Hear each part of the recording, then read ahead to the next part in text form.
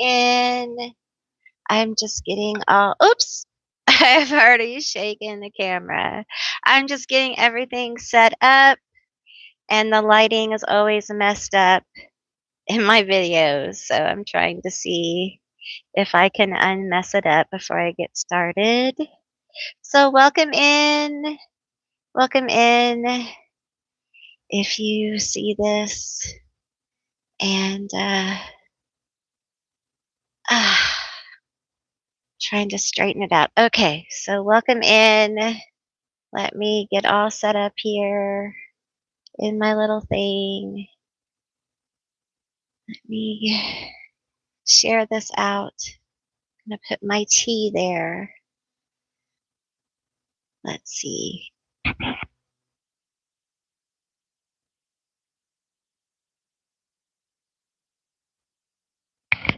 Hi, Godmother. Welcome in. Am I too loud?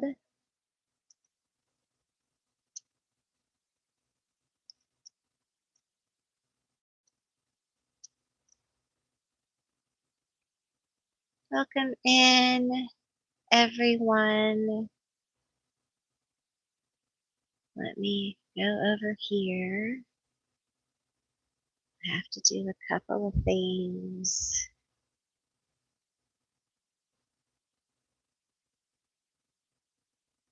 Copy this. Do a little of this. Do a little of that.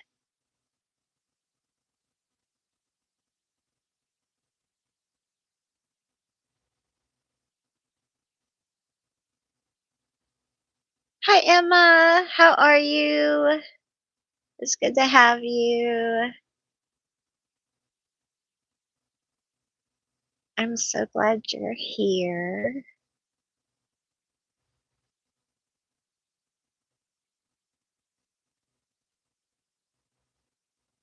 I'm just sharing this out.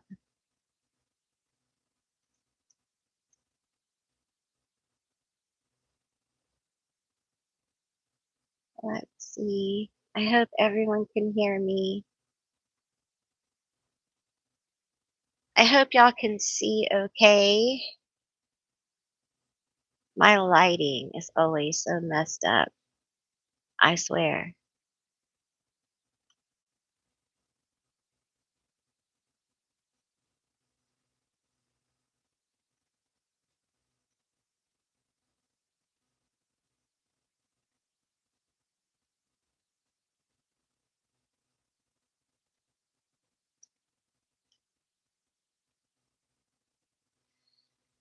Okay. Hey, Meeker. Oh, you're here. Obviously. Hey, Monica. Hey, everyone. Oh, I should share this over here, like on the channel.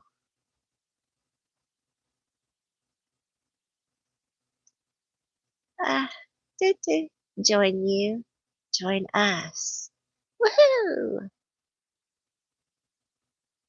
Come have donuts. I'll bribe you. Come have donuts with me. I don't really have donuts and diamonds, but come have donuts with us while I tell you about March. I'm scared. I'm scared. I tell you what, after February, I'm a little nervous about March. I don't know about y'all. February's been a humdinger, and January wasn't much better. March feels funky. It feels funky, y'all. This eclipse feels tight, if you know what I'm saying.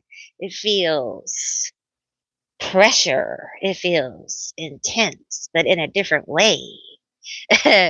Yeah, it feels like we're getting down to brass tacks, and someone's gonna might get a little trouble. They might find a little trouble. Also, but also could be, a little prickly too. Just saying, it feels tight. Feels feels a little weird. March scares me. Hey Jefferson, how are you? I'm early. I don't know how to be anything but early, really. I'm usually not a late person. I'm usually super early and super nervous. I don't know if you guys are like that, but I am.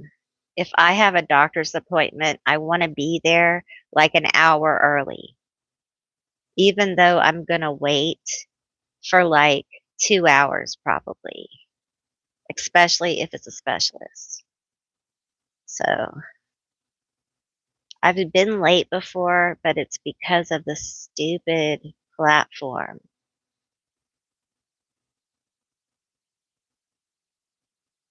Oh, good, Monica. That's great. Well, March is honestly, we're getting into spring. And I don't know about you, but I could use some of this refreshing energy. I really, really could. Winter, although seems like we really didn't have a winter. I know that it did get cold some places, but it seems like we had a horrific storm and then it was over. It just seemed like we all had a winter sleep and then it was done, right? Happy birthday, Monica. I really hope you have a great month. I really do.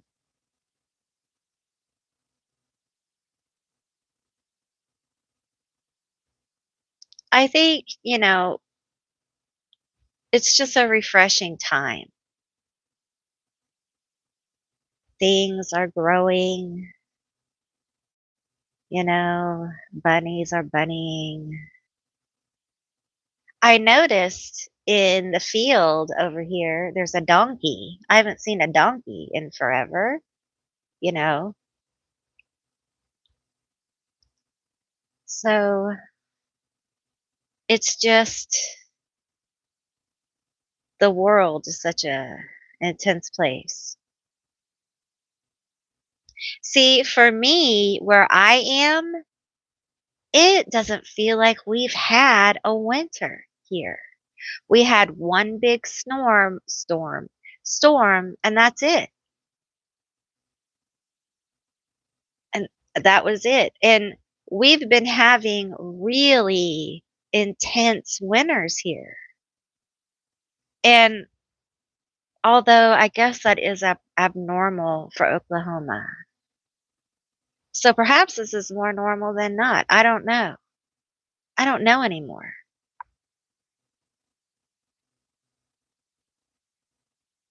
I think everyone else got the weather this year. We just didn't get it, I guess. I'm not bragging at all. Believe me, because the grasshoppers are going to be really bad this year, along with all the other bugs. I've already seen spiders, man. So last year the grasshoppers were really bad. This year it's going to be woo. I love fall and I love spring because I usually feel the best as far as like my autoimmune disease goes. So, because those are the least as far as temperature goes. But I just have this feeling that we're in spring now. Okay. So think of the months as kind of sped up a little bit. So in May, we might start seeing warmer weather. Hey, Red Bear, how are you? It's good to see you. We might see warmer weather than what we're used to.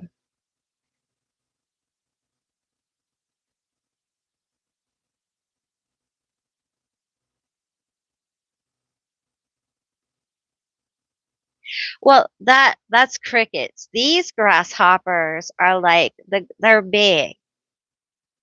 Okay, the first time when we moved out here and I saw one of these ginormous, terrifying, huge, humongous grasshoppers, it like flew on me. It flew on my person. It physically accosted me and went after me personally. I felt like it was after me. And it was the biggest grasshopper I've ever seen in my life. And they are, well, if you could see my finger, you would see how long it is. It's not very long, but to me it's long. It's about they're about 2 inches long. Okay. All right. And they're like really big round. And they grow out here in these fields, okay? And when there isn't extreme temperature, they grow like locusts. And when they all come out, it's just I walk out my door and the whole ground moves with these humongous grasshoppers. And they use them to fish with, but there's so many of them. Like they'll fly in your mouth. Okay.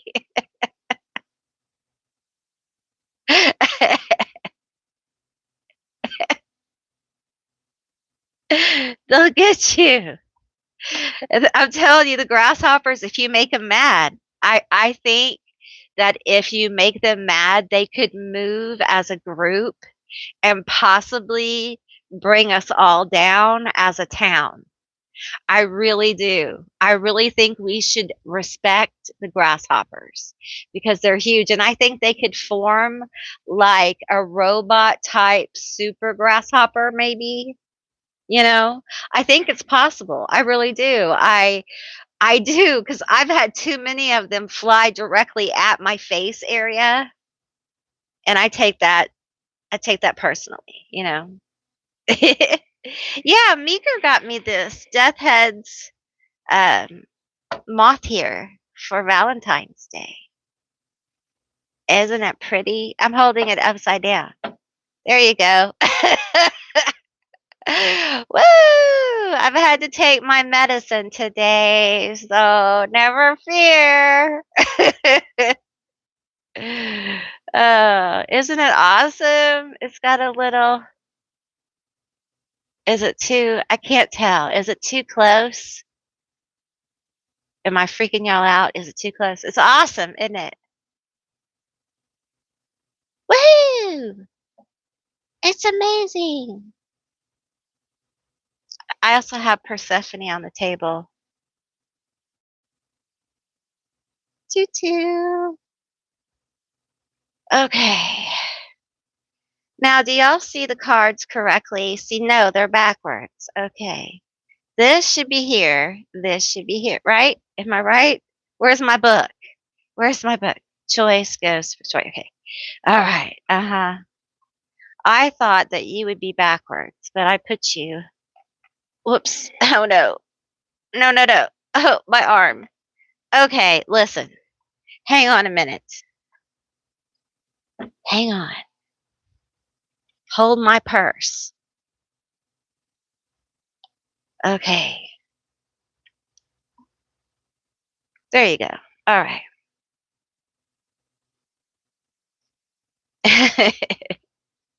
Okay. All right. So those are the choices in the right order now, I think. Are they in the right order? Yes, you don't see them yet. Okay.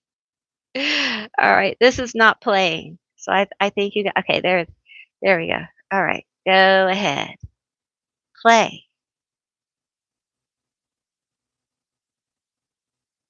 Okay. Hi Holly, how are you?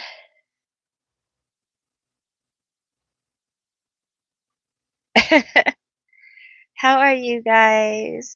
So I just wanted to let you guys know that the coven will be reading the holographic universe, if you guys are interested in this. Now, this book is only 286 pages, so we'll probably I can't even talk. We'll probably be through this book pretty soon and be on to another book.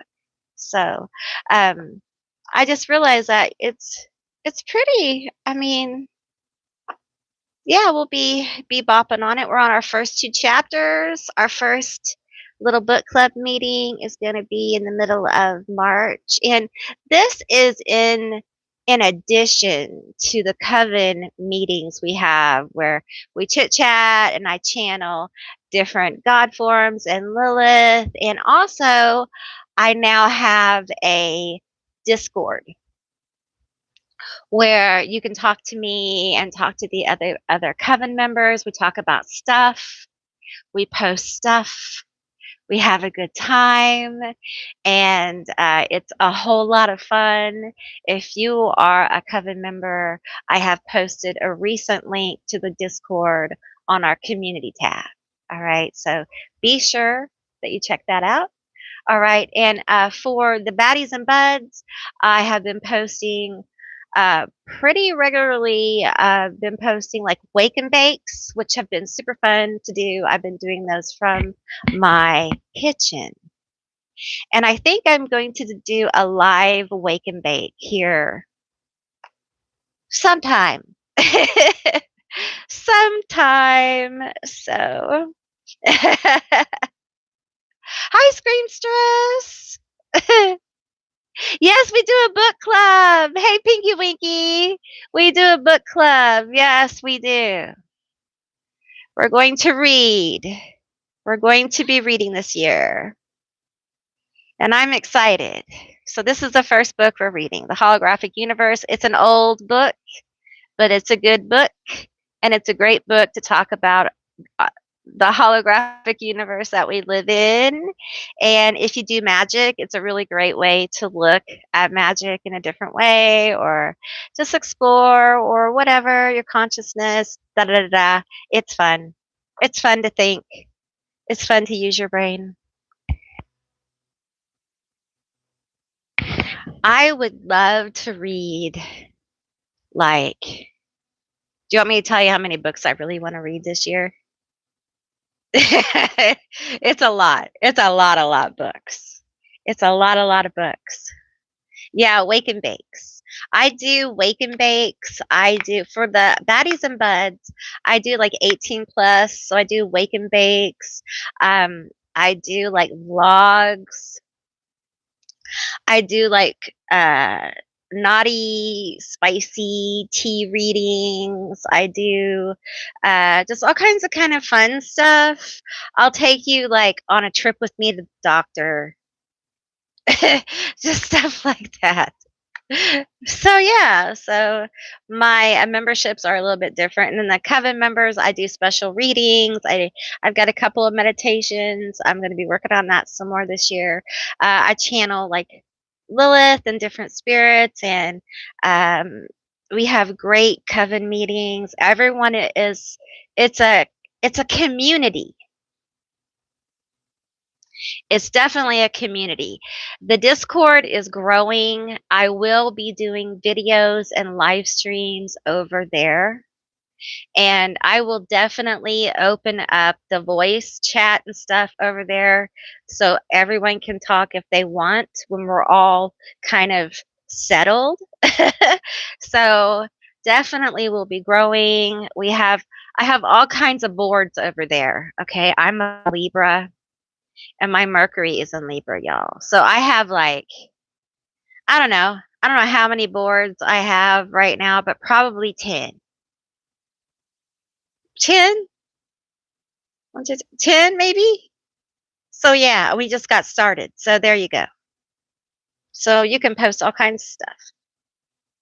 It's fun. It's a fun, good time. So yeah, so let's look at these cards up close and see what we got. See what's going on. My little tea glass over here. I have I deck the halls with songs of Dolly tea glass because I broke my other one. I know that's a shock. A lot of you guys know I'm such a klutz. So I have to have cups with lids on them because I have lupus in it. Well, the medication makes me a little klutzy. Okay, so this is my tea glass. I just want to show you. See? See, is it cool? I'm a little late to the dance with the Christmas cups, but there you go. So anyway, I'm just being goofy. Okay. So group 1 is choices. Your decision will be correct. Your decision will be correct. Oolong milk tea.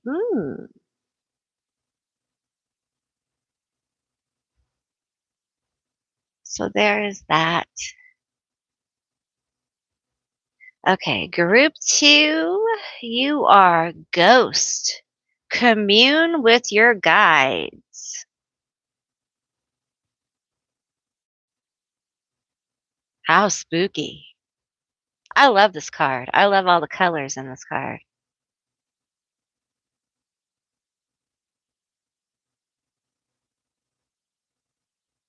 It kind of reminds me of the hermit a little bit. You know, the hermit with the lantern there.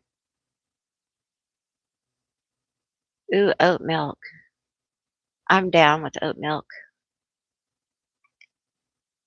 but I like almond milk too. Victorious. It is good to ask for help.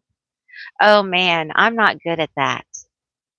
That is not my strong suit. Are y'all good at asking for help? Like in my jobs, like this is my thing. I want to just take care of it. Why do I got to ask y'all for help? You know what I mean? If I can do it, how come I got to ask y'all for help? And if I can't do it, I still just want to do it myself. So, victorious. It's good to ask for help. Help! I don't need help. Help with what? What are you talking about? We don't need your stinking help. We're fine. It's fine. It's cool. So make your choices. And I hope the camera isn't too crooked. But if it is, I'm sorry. That's where we are right now. So we're doing the best we can. Make your selections.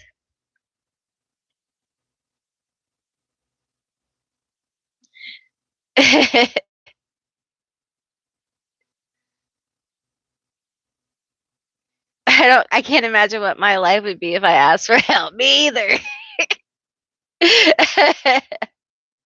Hermit high priestess.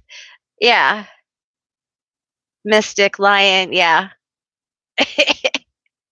Not at all, red bear. Help? What help? Me? Never.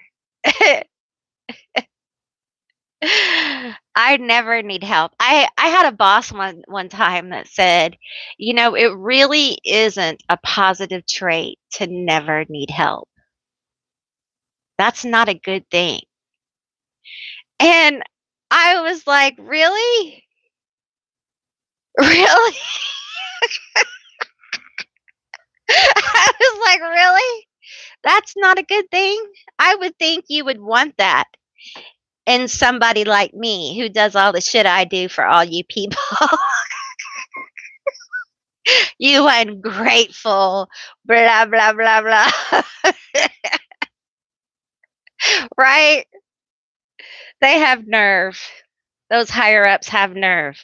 They don't, you know, the truth is, they like, they want you to ask for help, but you know what? They really don't.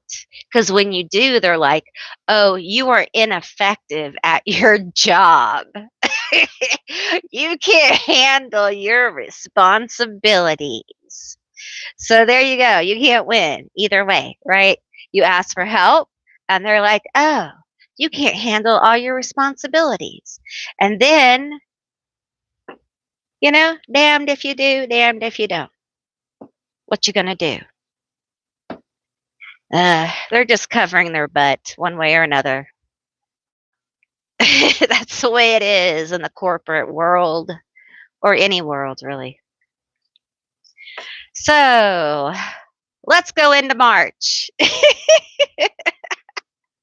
I'm telling you, this eclipse is something else. I'm telling you, it's got me like, choice. Your decision will be correct. I got a question though about this card. I got a little question about the card though. I'm concerned.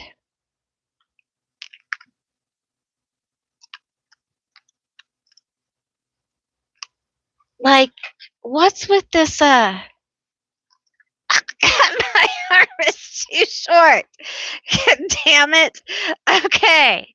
Listen, your decision will be correct, right? Can y'all see? No. Okay. Can you see? But what's the stick? What's with the stick above my head? See the stick above her head? That doesn't feel good. Like, whoever designed this card, I I got a stick to bear with you. I don't see this. Your choice is that like supposed to be a wishbone? I don't like it. I don't like that. I wouldn't want a stick above my head. I'm just saying. I'm just saying. You know, I don't want something dangling above my head. But your decisions will be correct. So let's see. Let me get your cards and I'll be right back. Hopefully, I don't drop anything or knock anything over. I'll be right back. It's intermission.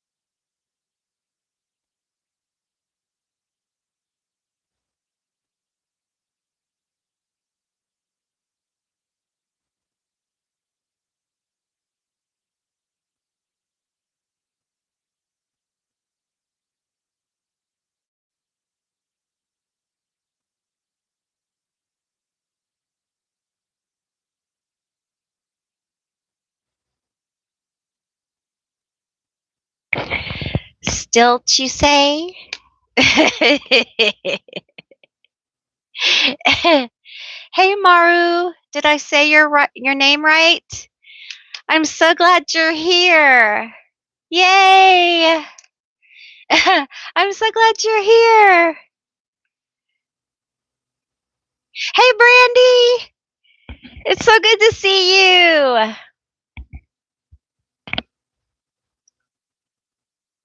Okay, good. I'm so glad I said it right. Okay, well, I have been gathering my thoughts, and we're going to start off. I thought we were going to start with this. We're actually going to start with the money cards, okay? So we're going to start group 1,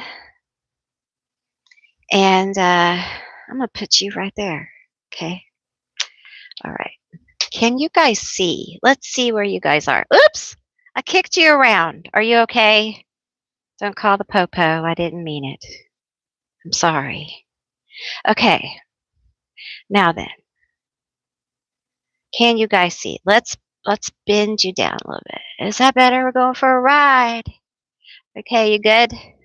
Is this better? Can you see better? Should I bring you over a little bit? Is that better? Should I bring you up a tad? No, that's not going to work. I love this this this tripod. Is that good? Can y'all see the cards better?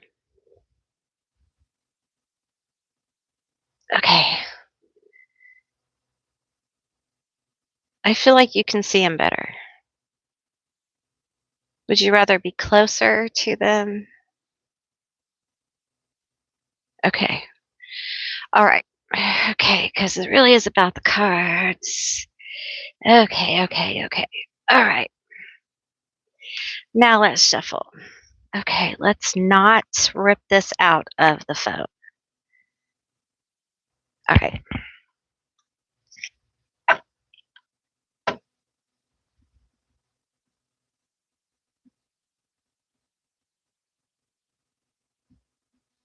The pinto.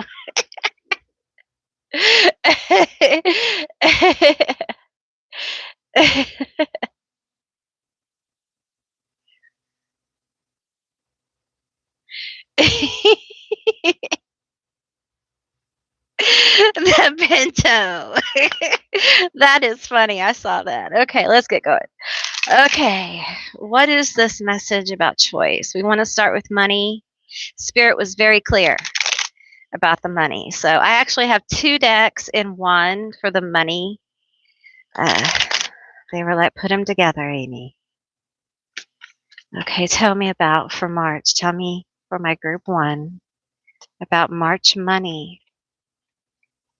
Your decision will be correct. But with this choice card, one of these is longer than the other, like a wishbone, right? So you feel like there's a lot more to gain from one thing than the other.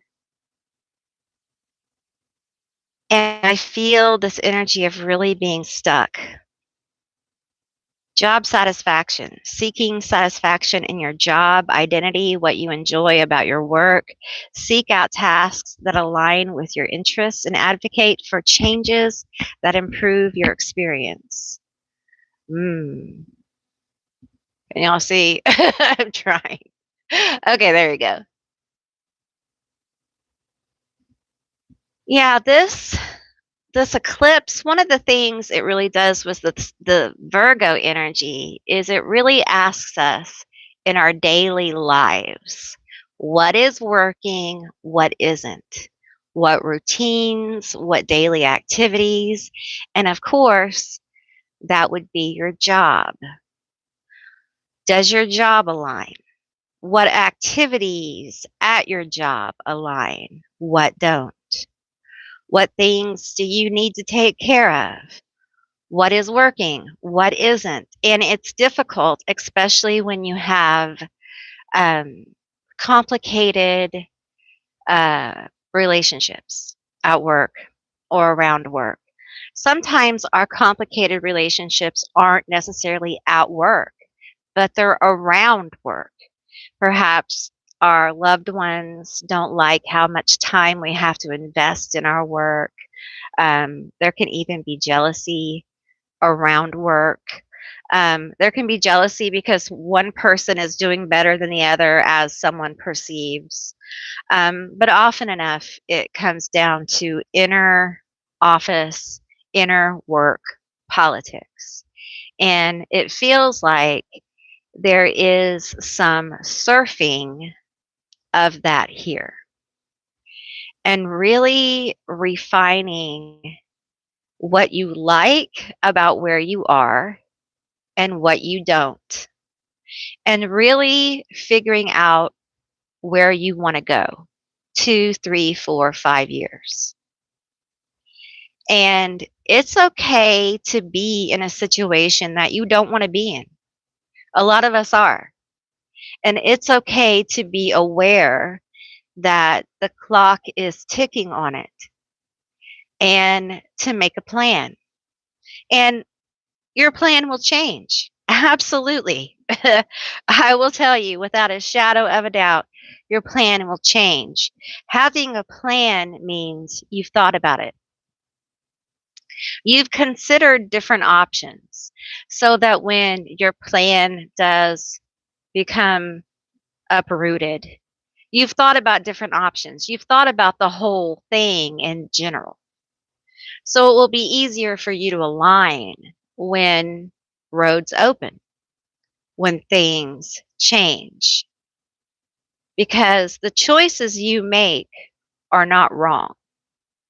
They may feel uncomfortable around this career, job, money.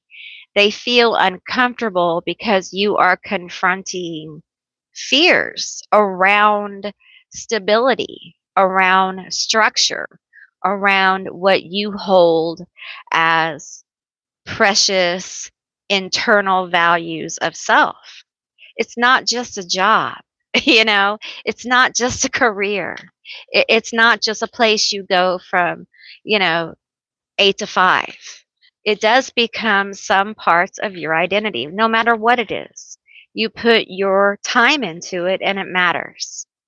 And so it's not so easy just to walk away from something.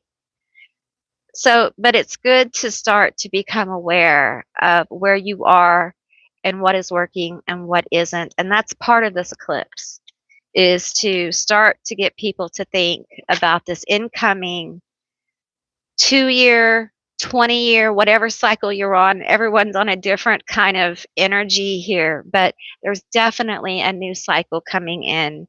And group one, you're probably feeling that. Teacher, you have the ability to motivate others, to shine, to uncover their true potential. Hmm. Why do I feel like this really is about your inner knowing coming forward? It's as if the hermit is becoming the emperor, the doer, the one that is no longer afraid of being perceived, and no longer really afraid of the consequences, knowing that a good emperor has to be a steward of difficult choices at times, because those choices can bring in a good harvest. And we have financial freedom. Strive for financial freedom, increase your income, reduce unnecessary expenses, invest wisely to achieve independence and security.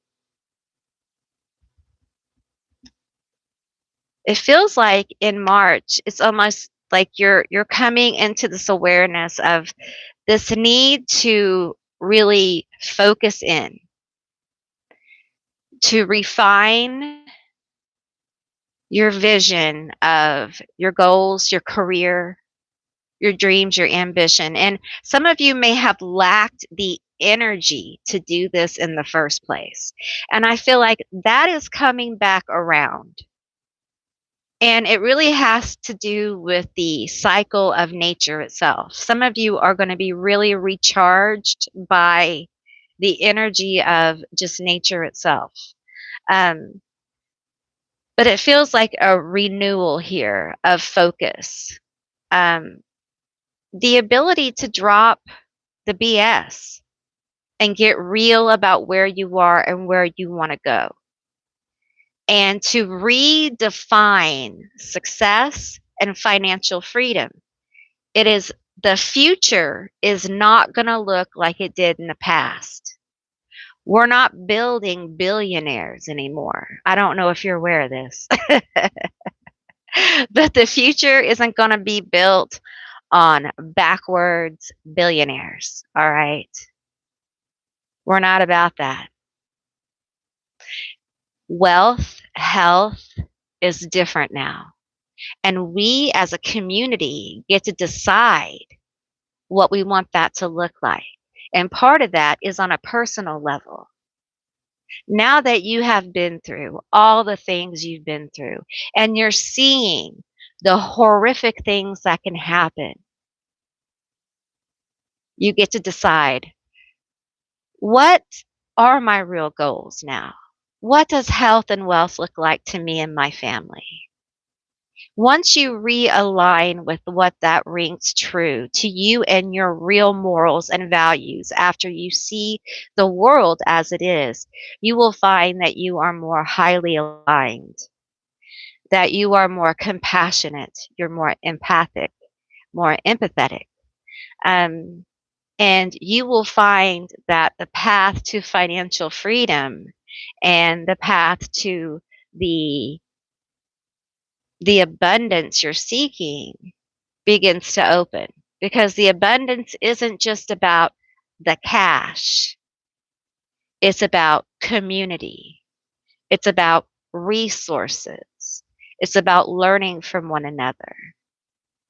I think a lot of us have already learned one of the big lessons about money, that it's an excellent tool when wielded well, with wisdom and knowledge and compassion.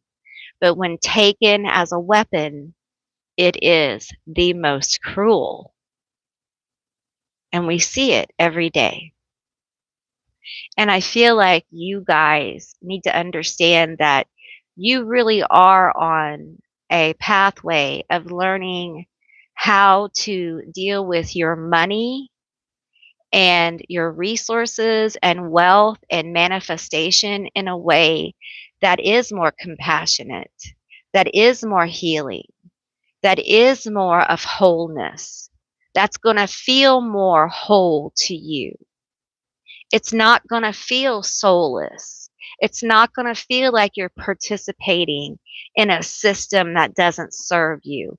We're going to heal this, but we heal it one situation at a time. I know it's slow. It's not fun.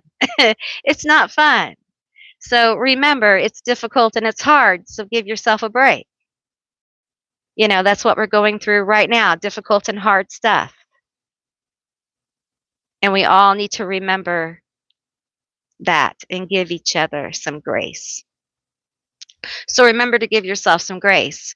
Speaking of helper, think before you offer help. Set healthy boundaries. Okay, so I feel like you may have somebody ask you for some help, and it may be monetary, it may be resources. It feels like it may affect your bottom line in some way. And again, Spirit is coming in and saying, no matter what you decide, yes or no, it's going to be okay. It doesn't make you a bad person. Be real. I think the most important thing you can do if you really want to work on authenticity, on integrity, on your issues with money, with anything, is to be authentic because you can't work with what's not real, right? So if somebody asks you for money, let's say somebody asks you for $200 and you have it, but you're like, that's going to kind of hurt. Like, I just got all that money. Like, I just got like $1,000 in my bank account and I'm saving that. And I just really don't want to, that kind of thing, right? Go with what you really want to do. It doesn't make you a bad person. Let it be a lesson to you of however it goes, whether you go ahead and give it and you get the lesson there or you don't. Don't don't do things because you feel shame or blame or guilt. Do them because that's what you really want to do. Because that's how you get your lessons, your real lessons. That's how you get the consequences. When we do things because out of shame and things like that, then we get these lessons that are all mucked up. They're mucked up with a lot of baggage and a lot of trauma. And it's hard to get the real intention because you have all your own biases and your own ideas about yourself before you ever made the choice. And I feel like you may have some biases about yourself, about the choices that you make, maybe around money or career. Maybe you think you're not where you're supposed to be. And I got to tell you, you're exactly where you should be. You're exactly where you should be. And nothing meant for you can be missed. You're not going to miss anything. Okay. It's all going to be okay. Let's get some more cards here. Tell me more about March for my group one. Tell me about this choice. Tell me about this choice. One more here. Tell me about this choice. Let's see. Tell me about this choice. We have cleansing mind, body, and spirit, 11. Can y'all see? Okay.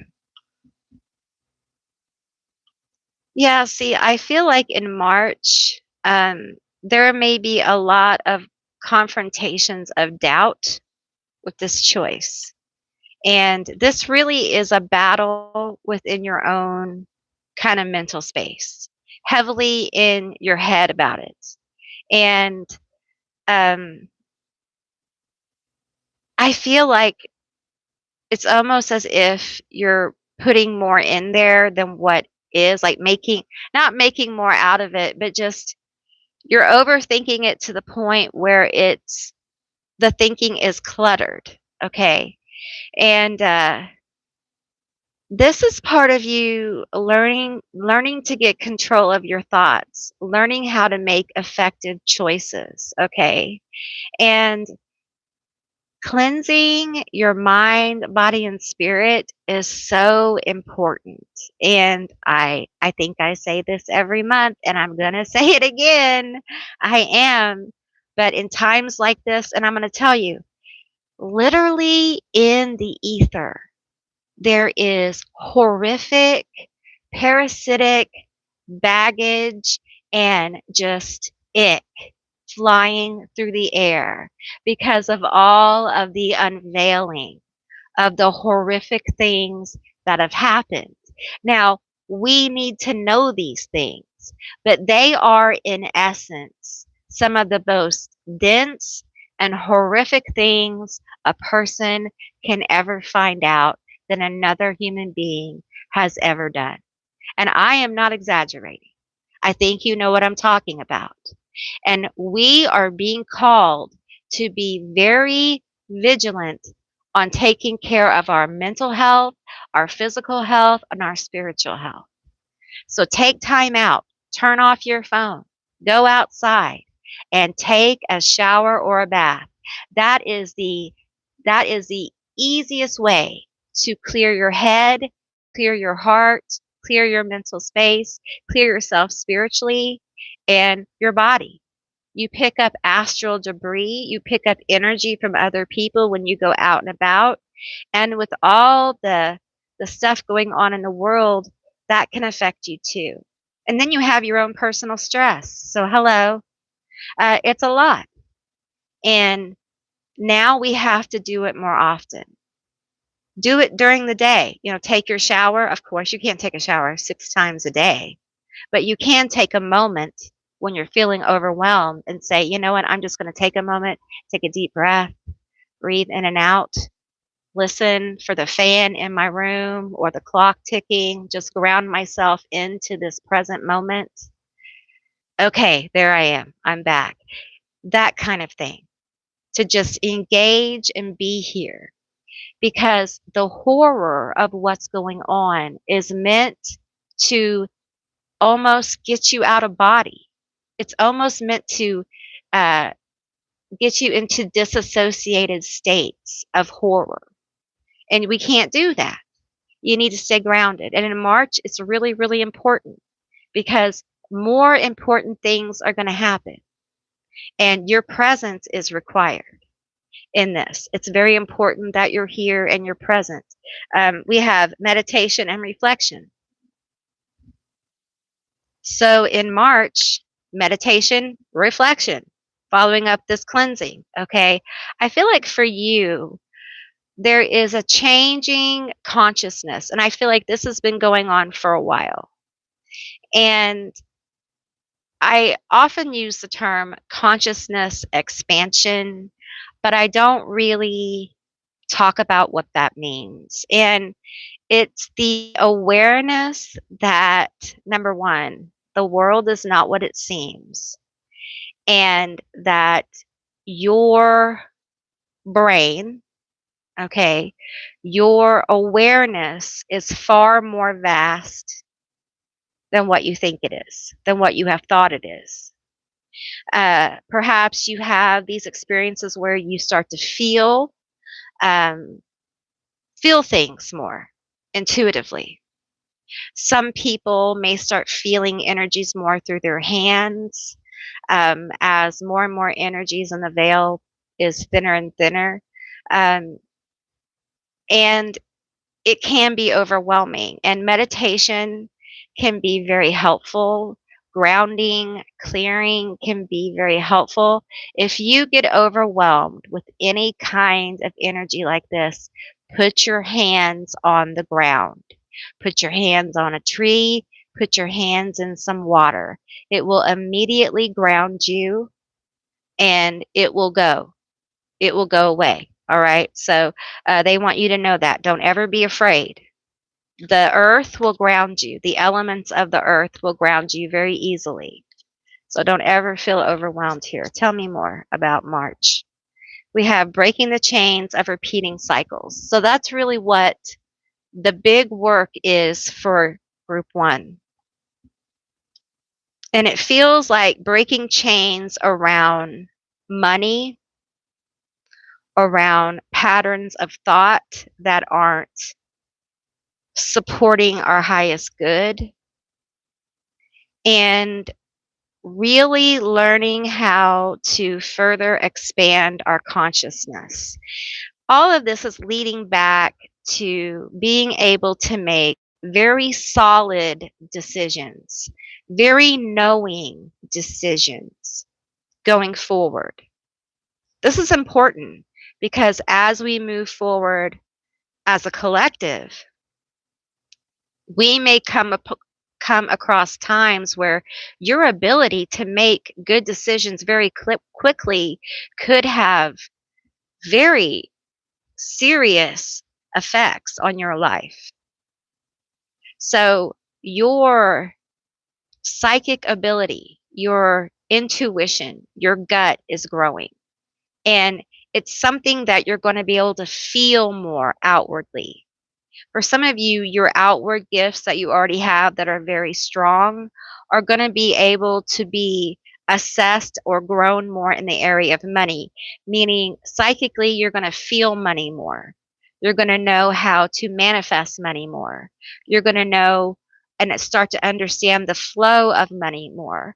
And the more you clear your energy, the more you meditate, the more that you're willing to kind of like expand your consciousness and expand your ideas of how money works and how you can work with money and how you can align with your purpose, if you will, or the thing that you want to do.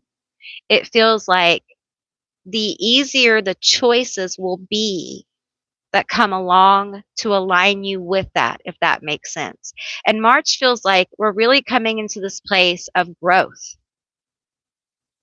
of change, of beginning to embody change by understanding that our minds are literally changing, and they're changing by the willingness to reflect.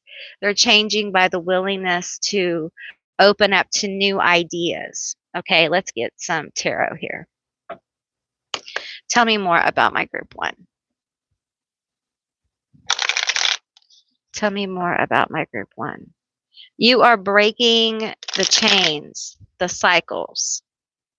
Some of you guys, I will just say, some of you guys are pulling literally for the collective, areas of the collective with these cycles around money. You're lifting um, the ideas where there's limitation. Um, those who can't act, those who can't get up and do the thing. You're helping those. When you do your thing, when you move forward, you help the collective move forward as well.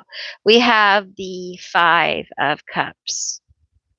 I'm not going to take any reversals there. The thing is that that kind of energy, if you help others in that way, can get very overwhelming. It can get very tiring. So part of your meditating and reflecting can really help you deal with that overwhelming energy. Tell me more about this Five of Cups here. Breaking the repeating patterns.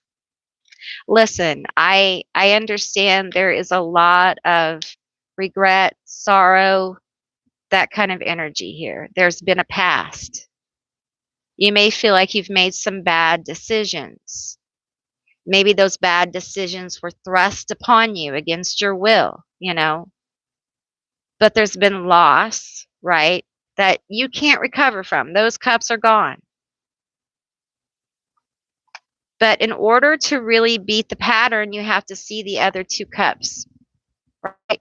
You got to turn around. That's the action. You're being called to make the choice to turn around and have faith that those two cups have stuff in them. They have good stuff in them, because they do. They have good stuff.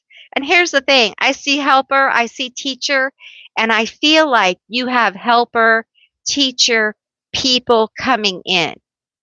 I feel like you have guides, advice, people who want to help you see possibility. They want to help you see that you can do this, that you can overcome. Inspiring people. Because I feel like a lot of you are doing something very difficult, and there is sorrow here. There's been extreme loss, and it's not easy. I say these things about cleansing and meditating like, oh, whatever. No, it's hard. No, this is hard. This is hard work. It's hard to turn around and see the cups and have hope again. It's hard to start over. It's a choice. It's a choice to start again. It's a choice to break the cycle. And that's what you do. We have the Page of Cups. Okay, we have the Ten of Pentacles, y'all. Huh? Huh? Huh? See what happens when you turn around? See what happens? See? You got to have a little faith in yourself, in your process. You turn around, you get a little fish cup. Get a little cup of fish. See, and it's telling you something. It's got a little message for you. You know what it says? Look out, because you got mad cash coming. You got an opportunity. You got opportunities for wealth, for business building, for foundations, for putting some money in the bank, for building something that could affect generations down the line. But there's work to be done, my friend. And the work starts with what? Turning around and starting again. And no, breaking cycles is hard. It is so hard. And it's okay to complain. People say, oh, you shouldn't complain. It's okay. It's human nature. When things are hard, they're hard. And acting like they're not hard doesn't make them not hard. It's just a factual fact. And you can sit there for a while and look at the cups and say, but I tried this before, it didn't work, I failed, nobody likes me, nobody wants me, I was rejected, it didn't work out, blah blah blah. I get it. I get that. I've been there. I know what you're saying. I get it. But y'all have these two cups here though. Don't ignore those. That's it. That's your main event. That's all you need are those two cups. And that's what this fish is saying here. This talking fish in this cup. He's like, dude, look, he's whispering, dude, look, I'm a fish in a cup. And you got 10 of Pentacles coming. Look, you got good things coming. You don't want to give up. You want to turn around. Always listen to the talking fish, okay? I'm telling you. You should always listen to your talking fish. Okay, we have the Knight of Pentacles. It's stable. It's secure. But it's slow AF. Listen, it's coming in, but it's coming in a little slow. Okay? It's going to trot. It's not going to come in at a gallop. But that's okay because it's going to be stable. And really right now I think for this group, I think stability is good. Stability is yay. Stability with a raise is better. Stable 10 of Pentacles. Yes. That right there is yes. That is good. That's what we want to see. And that, it feels like that's yes, but it is a process. And we got to start somewhere.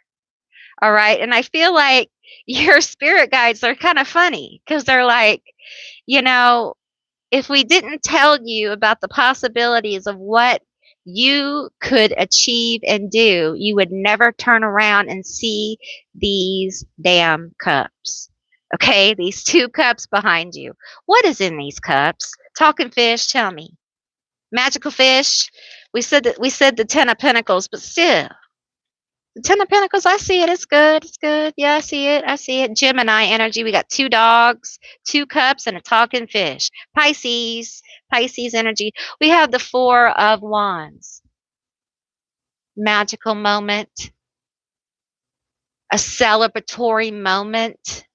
A moment you won't forget, baby doll. In one of those cups is a moment you won't forget. Something happy, something joyful. In March, you're going to find a reason, okay, to move out of the denser energy into a lighter energy, okay? And it really is going to help you renew. And it feels like, especially with this card, with all the flowers and they're all out here under their little 4 of Wands, 1111, 1111, y'all. It feels like spring. It feels like possibility. And I think in March, you kind of interact with that. And it feels good. It feels really hopeful. All right. Okay, so that's what I got for you, Group 1. I hope this was an interesting reading. I really enjoyed doing it for you. And if you'd like to see more monthly readings, give me a thumbs up. And if you made it this far, let me see what I want you to leave me. Let me see. A horse. Leave me a horse down below from your emoji. So let me know you made it this far. And be sure to subscribe if you haven't. I would love to have you as a member of my tribe and stuff. I appreciate you guys watching. And I'm going to shuffle the cards and get situated for group two. And we'll see what the spirits have to say about group two, which I really love group two's card. It's blue. It's got that blue color in it. I just love it. Okay, so hang on a minute.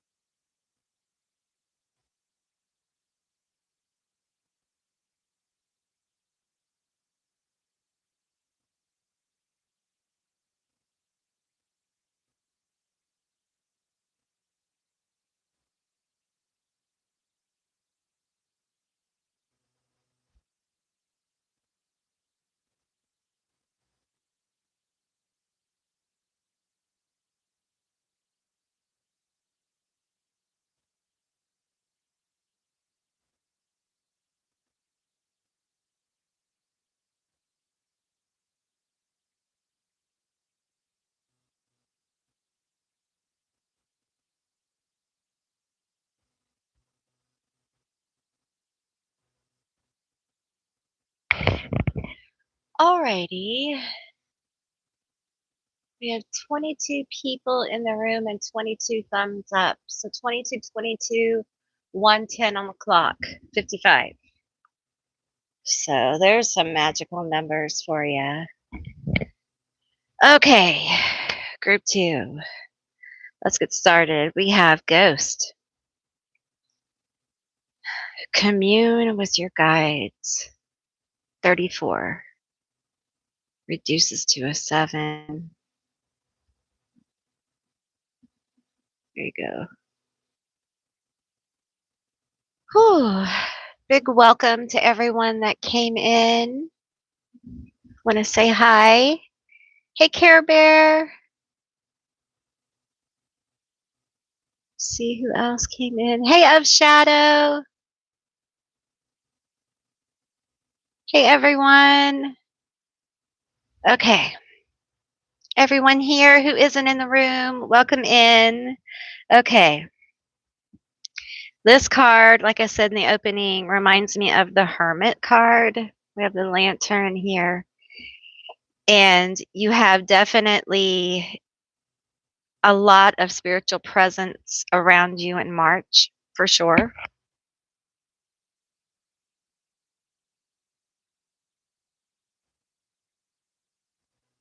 Okay. I had to clear my throat chakra. So, all right. I'm a nervous laughing person. I laugh all the time. I laugh when I'm nervous. I laugh when I'm happy. I laugh when I'm scared. Are you guys like that? Do you guys laugh when you're nervous? All right. Let's go. Ghost. Ghosty with the mosty. Okay. I feel them pulling in. I feel them pulling in. What are you guys? They're a very powerful group too. What do y'all want?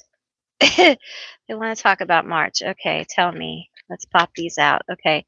So cozy. Snap. Your comfort zone is a trap. Oh, well, darn. Well, right off the bat. Okay. They're wanting to pull you out of your comfort zone. Well, hello. Clean your room. That's the message. Okay, I feel personally called out. Okay, so stop. I cleaned my room. Okay, so stop. Okay, keep going. All right. Listen, spirits can be so sassy. They definitely want you to come out of your comfort zone in March and clean your room. There's something in your room, in a room in your house, they want you to take out of your house. You don't need a sign. You need a nap. Oh my gosh. Y'all, have y'all been sleeping a lot? Have y'all had this un just und just this urge to go to sleep? It's crazy. I think you guys may be sleeping a lot in March or be very tired. Um, I feel like listen, I had a spiritual teacher. He was a friend, but he was a Cathar monk. And he told me that when you get called to sleep like that, you just get really tired. You need to find a way to sleep. That doesn't mean like, if you're watching your kids, you just go to sleep.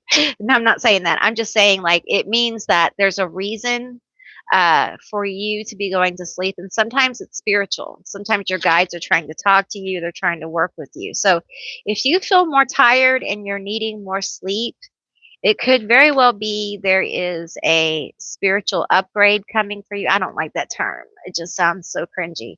There's like a spiritual message or something like that for you. Um, just a spiritual download upgrade. Oh, you have several of these. Why are they being like this with you this month? Group 2, level up. Congratulations, you've leveled up. Well, that's why. That's why. Okay.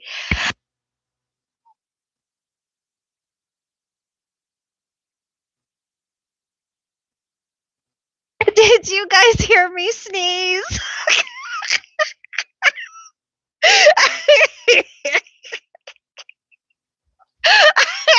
Oh my god.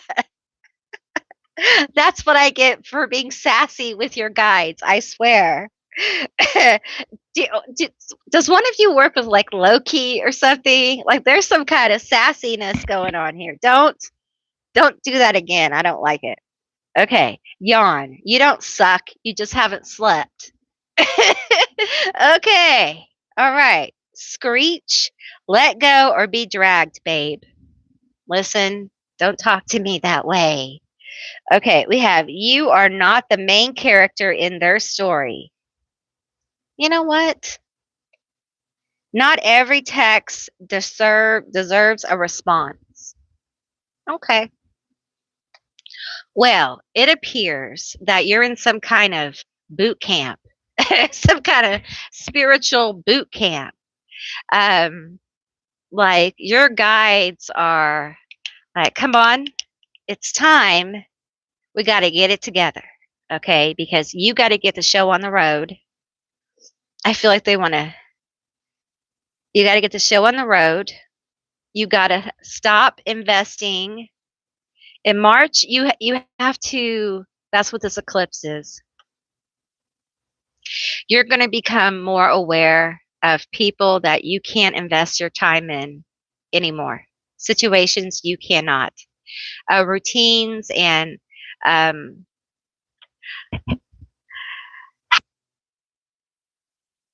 sorry, I sneezed again.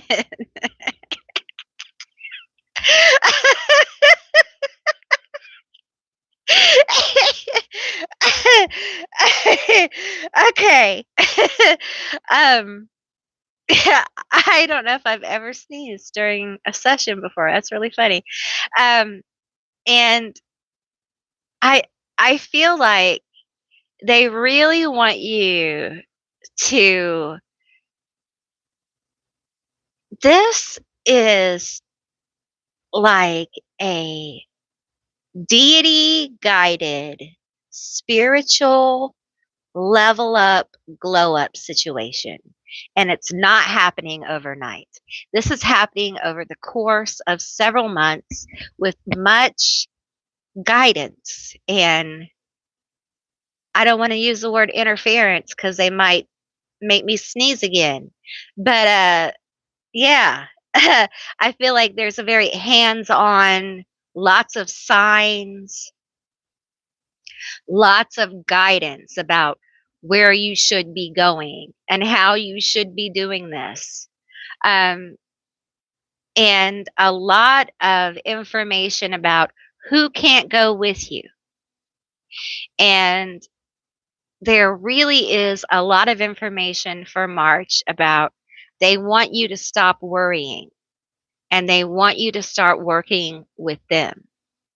They want you to start having more faith in yourself. Um, in this comfort zone, it is a trap. It leads to the worry you have, the fretting you have is because you're too comfortable.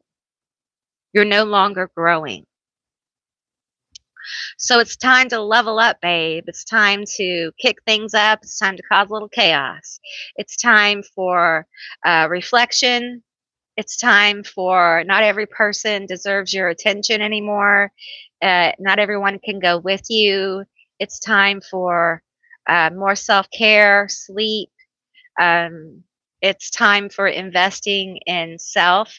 And yes, people will say, well, that's really kind of selfish. Well, no. Group two, you've been under a lot of stress.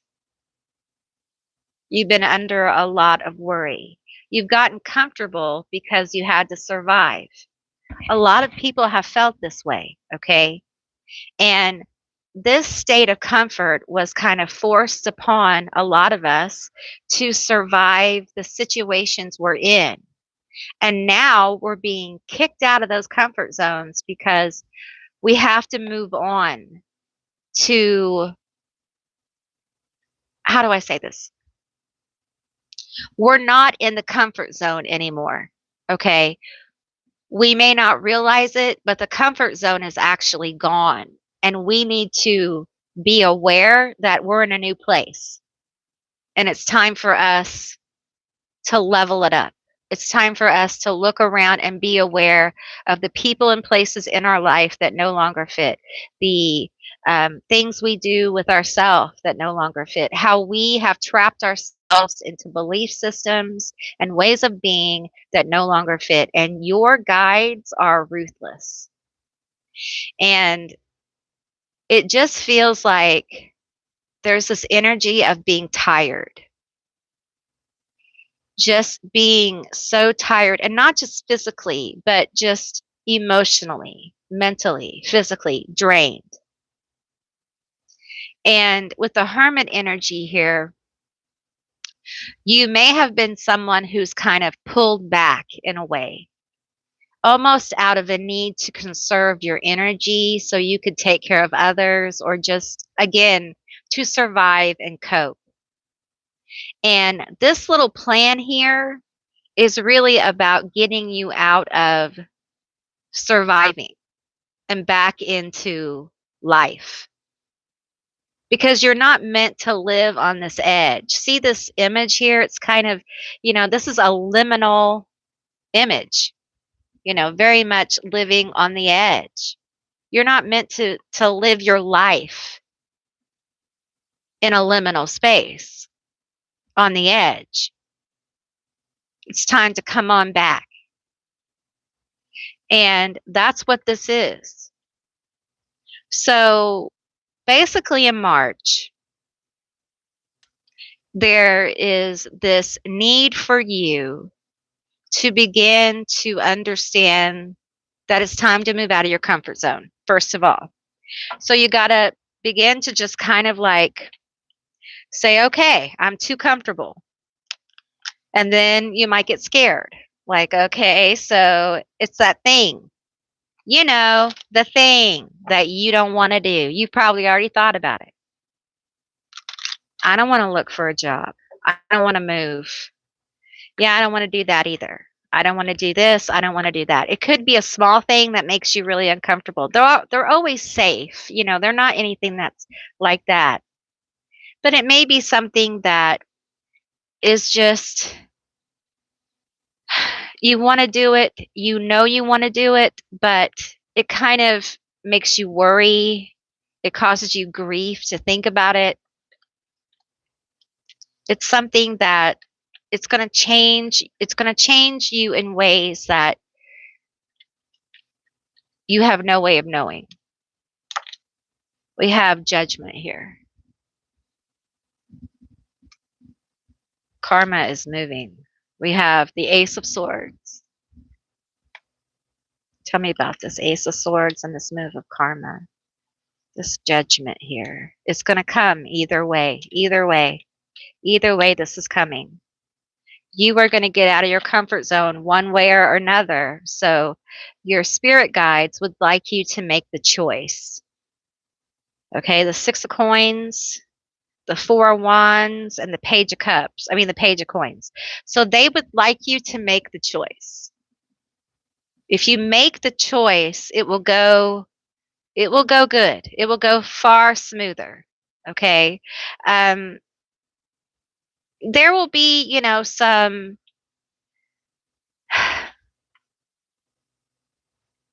it's not just going to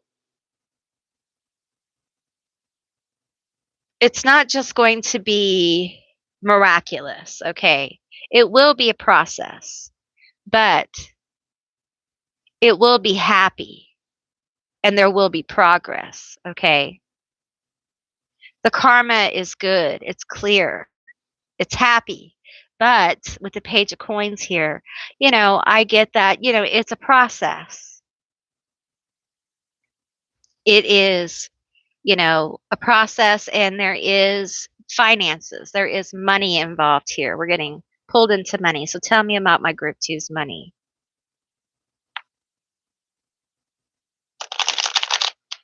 Okay, so we have money showing up. The Six of Coins. It feels like in March you may be getting a little bit of cash, a little bit of money. Maybe a gift or a donation. Maybe you're going to a party or an event. You're going to get a message. Change.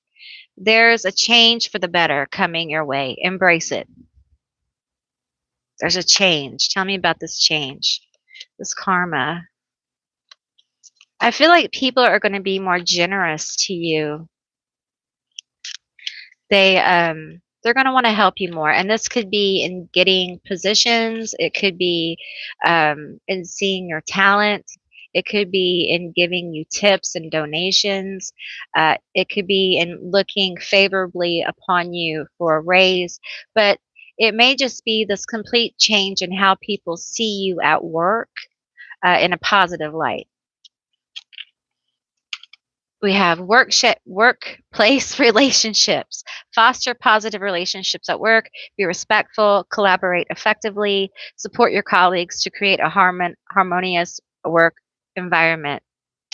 I feel like you may have some new collaborations or some strengthening of ties at work or some new networks or contracts or contacts that come in March around your career or money. It feels like people want to come in and help you or give you money. Tell me this one. We have professional growth. Focus on continuous growth in your career. Seek feedback, embrace challenges, and pursue opportunities that align with your long term goals. I feel like it's important that you pay attention to the signs and synchronicities of your guides because they really are going to be actively talking to you. And this move out of your comfort zone is very important. It's really going to help you level up in many ways. And you may feel like, I don't see how that's possible. Well, when you build up confidence, it really does affect you in a lot of different ways. When you start to see that you can indeed do the things that you really want to do and be successful, when you can get out of your comfort zone and do some things that you want to do and feel good about it, it can really build up a boldness. And I feel a boldness here with group 2. You just need a little bit of encouragement. I encourage you to be bold. What are you waiting for? What are you scared of? What's going to happen? If you fail, oh well, you just do it again. You just start over and do it again. Your spirit team, guides, God forms, whoever you work with are really trying to level up. It feels like your life. This isn't just a month thing. This is like a long-term thing for you. And it feels like this is a glow up that happens from a shifting of your perspective that you can do it, that not everyone deserves your time or attention, and that it's time to let people in the past go. What happened happened. Now it's time to move forward. They aren't for you. Okay? They're too busy in their own little world. It's time for you to be the main character. Do the main character thing. That uncomfortable thing, that's the main character thing. Because there's people out here that want to give and support you. And there's a lot of good energy coming towards you, clarity. And I feel like nowadays, a lot of people, they don't want something to kind of rush in and explode like something crazy, whatever. They want stability. They want something that's going to keep giving over time. For a lot of people, that is great wealth. They would rather do that than get a whole bunch of money or a whole bunch of anything at one time.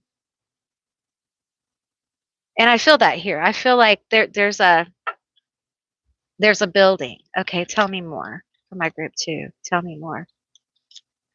I feel like change may be a little unsettling here for you.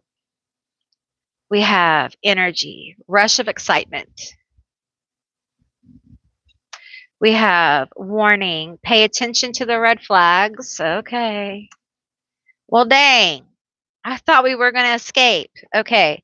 We have creativity. Use your imagination. There you are. There's your talent. There it is. There you are. There you are. This goes here. We a rush of energy and creativity. There you go. And here's this thing. What is this? What is this warning about, Spirit? What is that? We don't want any of that in March. Come on. God, I'm going to pull on it. Come on. What are you warning us about? What are the red flags? We almost got out of it. I know. It's better to know, I guess. Tell me about the red flags here. I think you're used to red flags in people, though, probably. You got that hermit energy. Probably a Scorpio, or have some Scorpio somewhere. Okay, we have purcharge your energy. Recharge. I think this is a typo. Look at this card. See, it says P charge. I think it means recharge your energy. Distance yourself, take a break, vacation, pamper, indulgence. Do the thing that makes you happy. Okay. Well, these flopped out. We have, they'll claim I did it first, knowing damn well they got inspired by you. Spirit team, ancestors, angels, spirit guides, goddesses got your back. So there's somebody who is claiming they did it first, be it at work, in your life, whatever. Watch out for this person because they don't mean you well. Anybody who does this stuff, and I'll tell you what I'm seeing psychically, and this could be symbolic, okay? I'm seeing a university with students, and it's basically somebody claiming the work of another student, that kind of thing. And I feel like this could be at work as well, something written, or a file or something like that. But I feel like, um, and they may do things like, oh, that was a mistake. I mistake the wrong file, or I mistook this, or it was a misunderstanding, but it wasn't. Okay, whatever this was, it's not a misunderstanding. They're actively trying to kind of like coast on you and see how much they can get by with. So B, let's pull a little bit on who this is. Tell me, give me a couple cards about who this is. Give us a little idea about the warnings, red flags. Pay attention. I feel like this could be a Sagittarius. They could be really creative. We have the Ace of Cups here. Ugh. They could have like offered to take you out to lunch. We have the Five of Cups here. Temperance. Okay, so I feel like this could be like a peacemaker, someone who goes around and seems like a peacemaker. I feel like they probably talk about people. They may throw them under the bridge. This is a different kind of Five of Cups. There's a bridge here, and we got the Two of Cups here. I feel like there's a lot of gossip with all these cups here, and I I feel like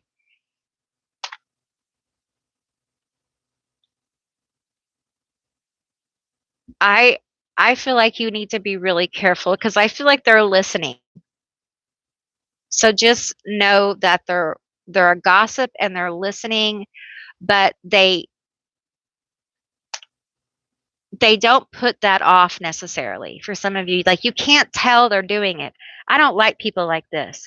They're like undercover gossip people who you can't even tell they're listening, and then they go tell your business to people who listen to them. So if that's you, just be aware in March you may have some busybody who's paying attention to you, who is, you would never think it was them, but it's actually them. So it's just good in March just to, like, don't go to lunch with anybody. So if they ask you for the first time and you have bad feelings, maybe don't go. You know, that's uh that's what I got. So that is what I got for you, group 2. I hope this was a good reading. I hope you enjoyed this reading. And I sure enjoyed doing this reading for you. If you'd like to see more monthly readings, give me a thumbs up. And if you made it this far, leave me a what is that? What is that? Leave me a sunflower down below. It's not a sunflower, but I don't think they have these flowers in the emoji. So leave me a sunflower down below if you made it this far. And if you haven't subscribed, please do.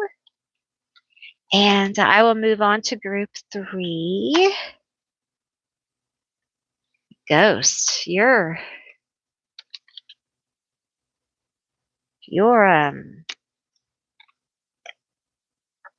your guides were, whoo, there's something else. I'll tell you what.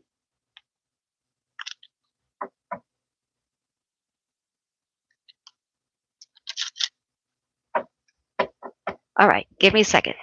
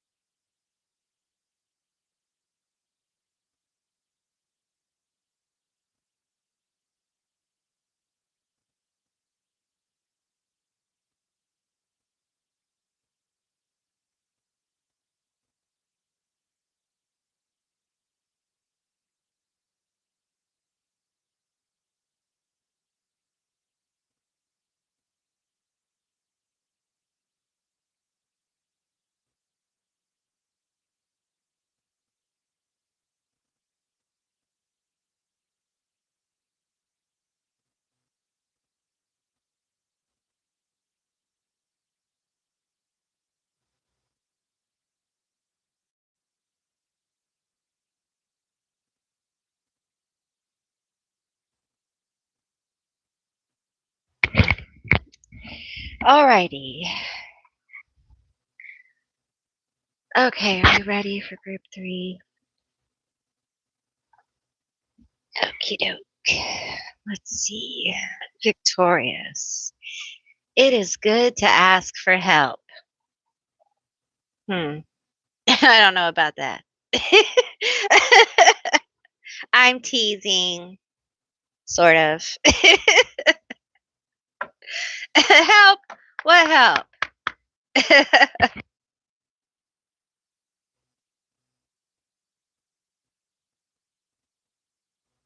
All right, let's see. Let's do what? Let's do these. Let's do these. Okay. Whoa. All right. Well, those just popped out. Okay. Well. All right, group 3. Ouch. Heal faster. First place healing. Healing is not a competitive sport. Listen, I take that personally. Okay. So just don't. What is with them today? What is with these spirits? What is going on? Okay, so it's not a competitive sport, you guys. Calm down, okay? Why not me? Comparison is a thief with bad vibes. I agree. Don't compare yourself, all right? It'll give you the ick. Don't forget there are red flags for a vibe check. Oh, don't mistake their red flags for a vibe check. I misread. Imagine that. Okay. No, so maybe your guide said no. You heard maybe. Listen. What? Huh? What? It says victorious. It is good to ask for help sometimes. And then you got all this going on, group 3. Maybe they're busy. If they wanted to, they would. Period. Well, that's true. Listen, this really is all about getting you to a victorious place. But first, we have to talk about some stuff for March. And you have to slow down with some of your, if you have some stuff you're healing, you're going to have to slow down. Okay, whether it is physical, mental, spiritual, emotional, whatever it is. And listen, I, your Auntie A, am guilty of trying to force my healing much quicker than it should be. Yes, I know this is shocking, but I have tried this through many different methods, and I will tell you that none of them are successful. I am a pro at trying this. It just does not work. You have to slow down and you have to do the work. It takes as long as it flipping takes, okay? So just, I know, if you are a ambitious achiever, if you are a fire sign, if you are any sign, let's face it, okay? And you, because everybody wants to get healed and get on with it. Nobody wants to spend forever healing horrific hurts. But that's just not how it works. You are a complicated organism. I know, right? So, March, you're just going to have to sit your little fanny down and heal, okay? And you can't just sit down and say, okay, I'm going to heal right now. You have to get into whatever you need to get into to heal.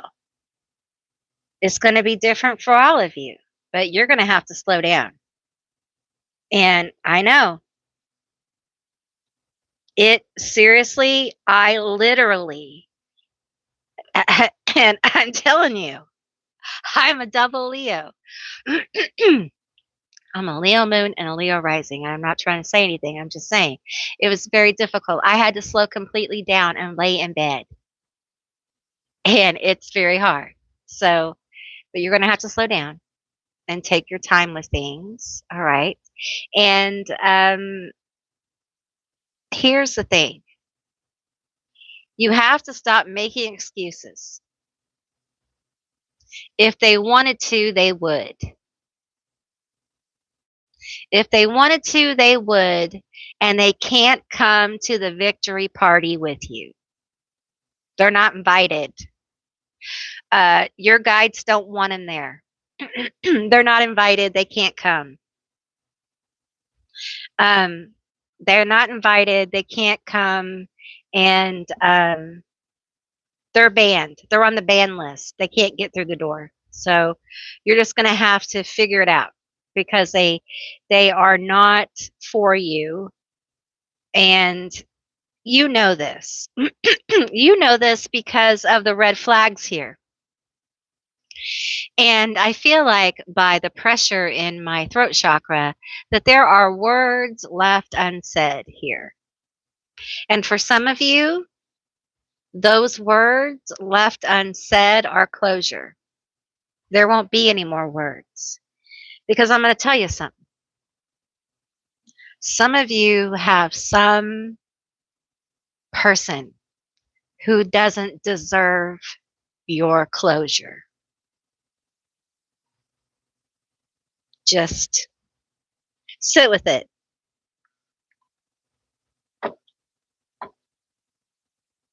Tell me about it. We're going to get the toxic tea. Tell me about it.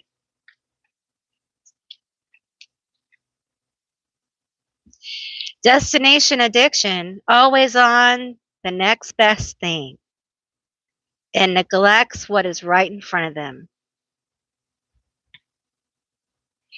It's good to remember, if they wanted to, they would, period. This is painful and difficult, okay? And I understand. Your auntie understands more than you know. There are some people, no matter how much you love and care for them, they cannot come with you. They are incapable of being able to come with you because they are emotionally neglectful. They are users and abusers. And honestly, where you're going, you don't have time to deal with this. And you know it. And I think in March, it's just like this knowledge and peace about it. It's a process. When you let go, sorry, my throat is just like my throat chakra just doesn't want to open up. When you have this kind of situation, it's very painful and it's a process of letting it go. And part of the process is finding your value after this, who you are. Because truly, these kind of situations where you find if they want to, they would, period. And they didn't, right? So you're feeling like you weren't worth it. There's a healing that has to happen where you're not recovering your worth. Okay? There's not a loss of worth here because truly there's an awareness here that you didn't have any worth to this person in the first place. This is about your self-worth. What you mean to yourself.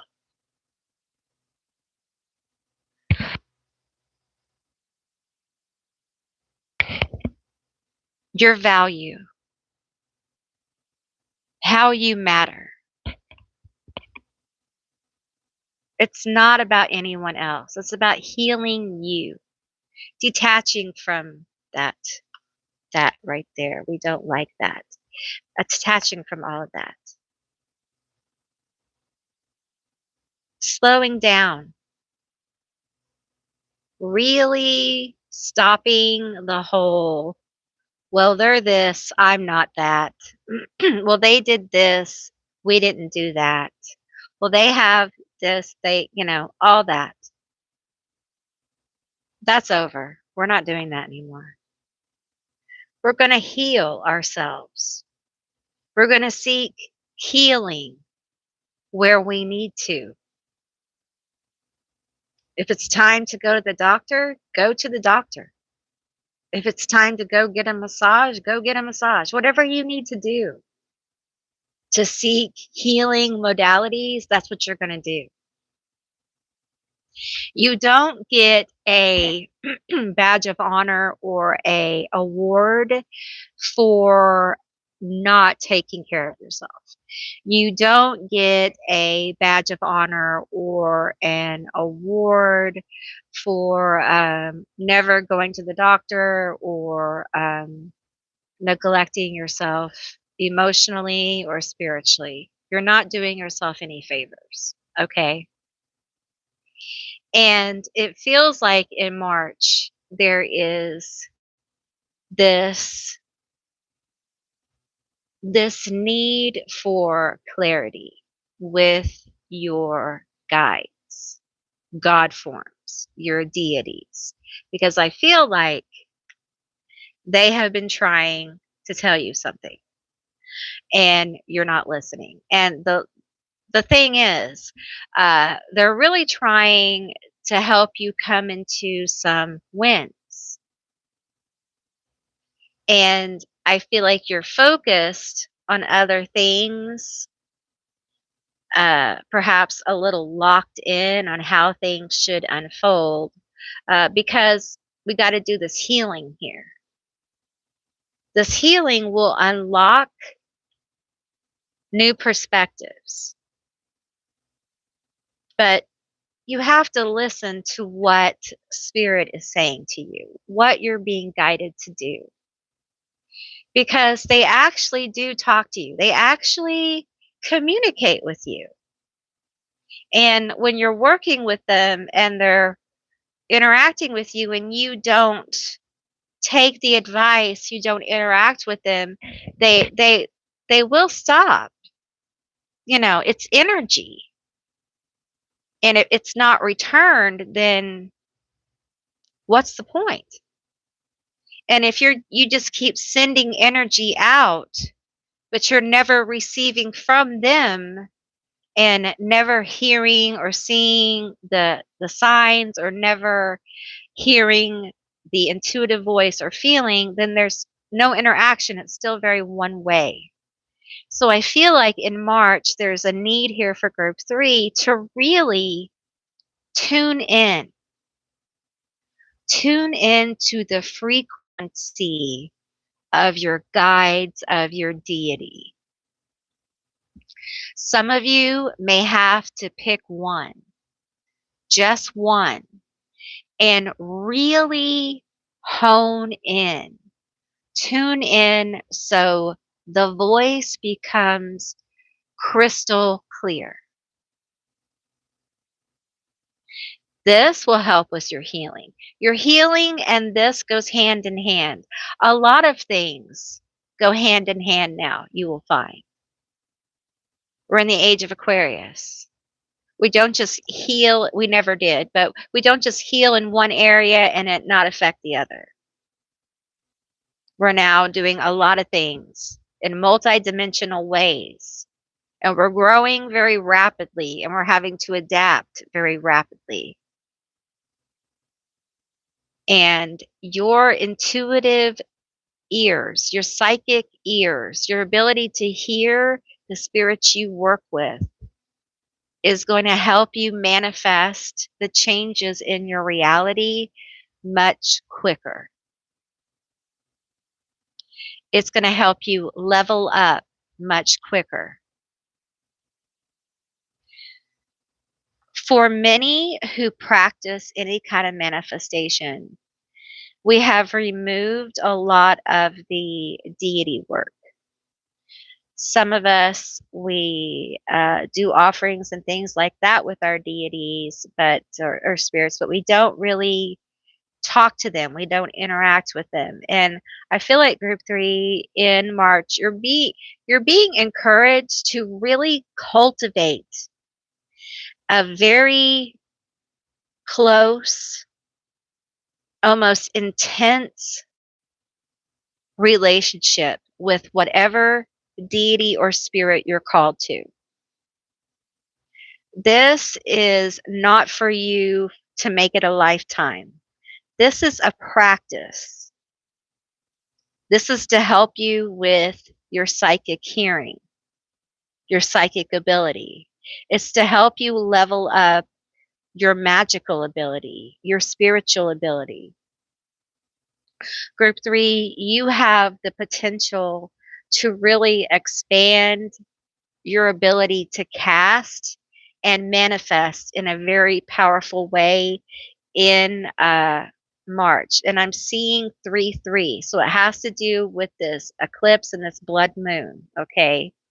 Um, I feel like you may not need to do a big to do. Okay. Some people do big to dos, if you know what I'm saying. You can do a very small meditation prayer with your deity or what have you. But ask them what you want, what they want to do. Okay. Um, but I feel like this will help you in so many areas um, of your life. Let me get a drink here.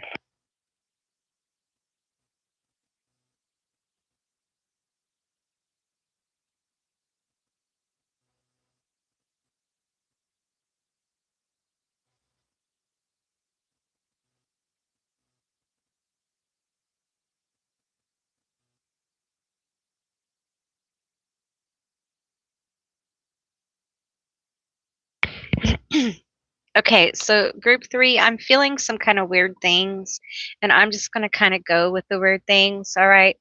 Um, so I feel like for you, a lot of you, your abilities, spiritual, magical, whatever gifts you have, whatever you label you want to put on them. Okay. I feel like they're leveling up, they're expanding because you have a calling. Okay. Um, and it feels very otherworldly. And I don't want to use the word calling. It feels very cringy, but it seems to be a purpose, a mission, a thing, okay? You may not call it any of those things, but it's a thing. It's a something. And I feel like the drive to do this may just be bubbling up. You may not know exactly what it is, but it's a drive towards a certain value or purpose. And it feels like it may just be forming. Um, but it's the reason why there's such an elevation of abilities here. Because for many of you, you're already doing this work in astral. Okay, so let's talk about it. You want to be weird? Let's be weird. Let's be weird, group 3. So in astral, a lot of you guys are already doing higher level type work. And I don't talk about this kind of stuff very much, but I guess that's what we're going to do. So we have warriors in astral right now. And on a multidimensional level, many of you right now are in different places fighting different things. Okay. Some of you aren't fighting, some of you guys are in different realms painting houses or whatever. But on some level, you may find yourself, fighting um, a type of spiritual type more, or something you resonate with being more spiritual or etheric. And you may find that your form that you take is different.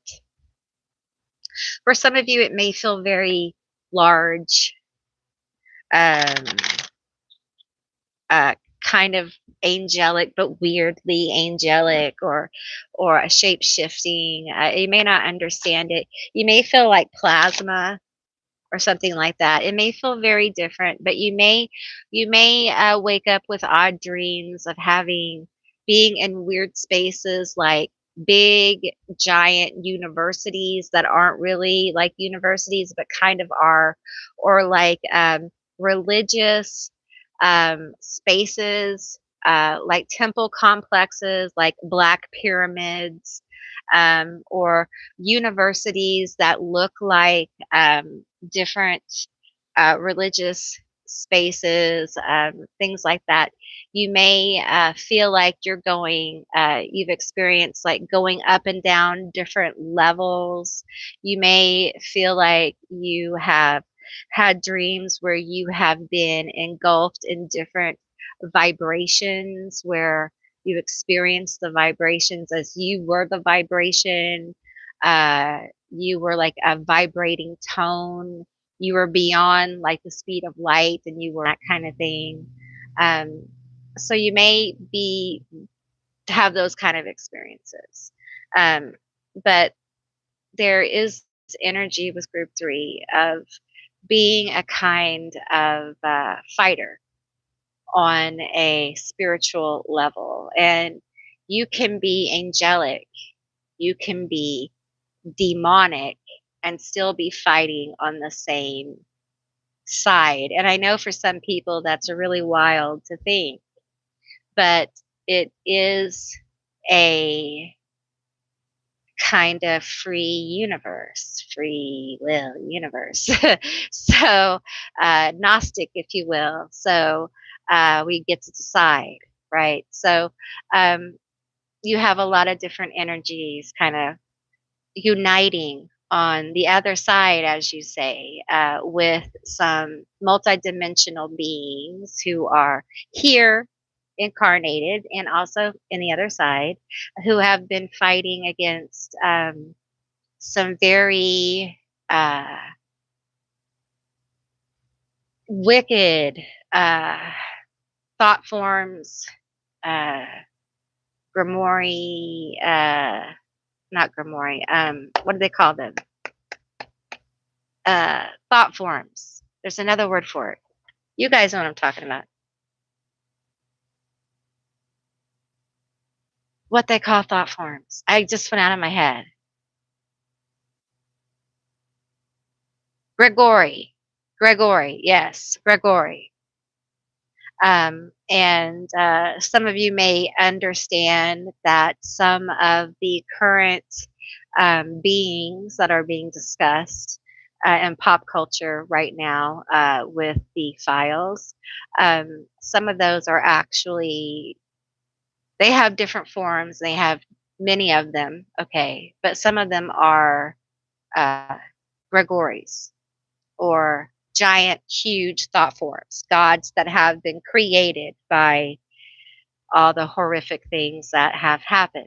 Um, so you have energies in these astral spaces that, have been in there working against these other beings.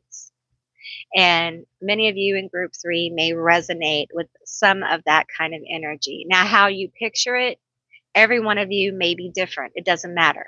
Okay, how you picture it, how it appears. Some of you, it may appear to be like a Dungeons and Dragons. For some of you, in your dreams, it may be like, it may be Star Wars. For others, it's like Predator. It's different for all of you. The point is the energy. It's the energetic exchanges that are happening. And you guys, your guides want you to know, your deities want you to know that the work that you have done on the other side is what helped manifest what's happening now. and you have been victorious on the other side. And that's why a lot of this is going on. And it's important that you take that in so we can go ahead and come full circle with that. You know what I'm saying? We want to go ahead and bring that manifestation all the way in so we can, you know what, finish.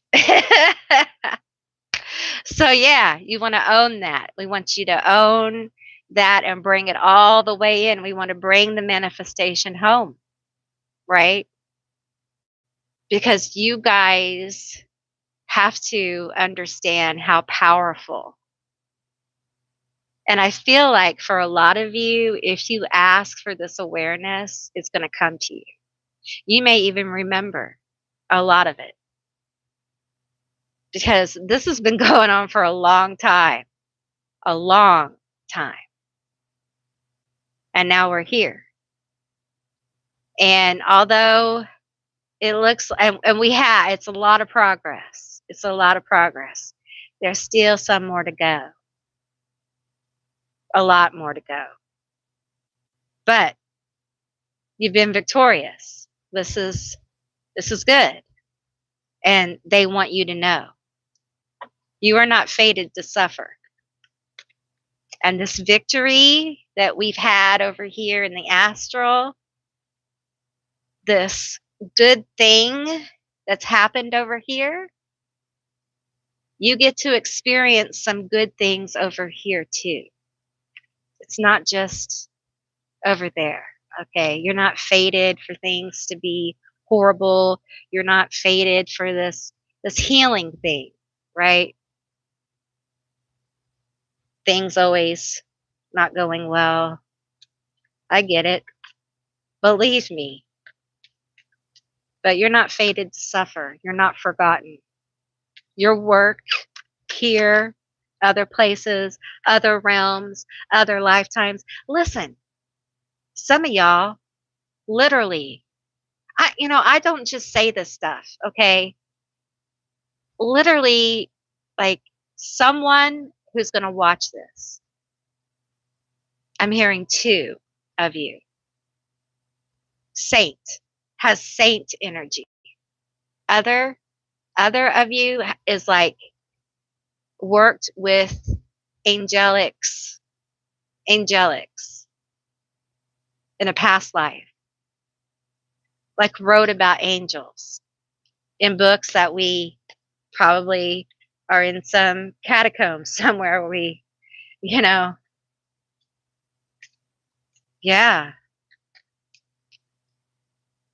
Do you know that I don't know if I wish I had a piece of paper. I'm seeing like a symbol, it's a P. You can't see. It's like a P and then an X and an X. So it's P like that and then an X and an X. I don't know what that means. A P up here and then an X and an X. I don't know. It feels like a sigil or a signet. I don't know. It's important for you guys to realize how far you've come. And that also is something that's thrown around in the spiritual world. But we really need to sit and think about it, like where you started. Because if you did, I think you would see how healed you really are compared to where you came from. I had to do this because, there for a while, I had an injury and I was like, I feel like I'm starting over. And I had to get myself together because I was not starting over. It just was psychologically felt like I was starting over, but I wasn't. It's hard. But you have to be real about where you are. And you have to not give up on yourself, even when it's a no from spirit, even when the door doesn't open for you. It doesn't mean it's not going to happen. It doesn't mean it's not the thing you want isn't meant for you. It just means it's not going to unfold for you that way. I know. I know. Let's pull on money, shall we?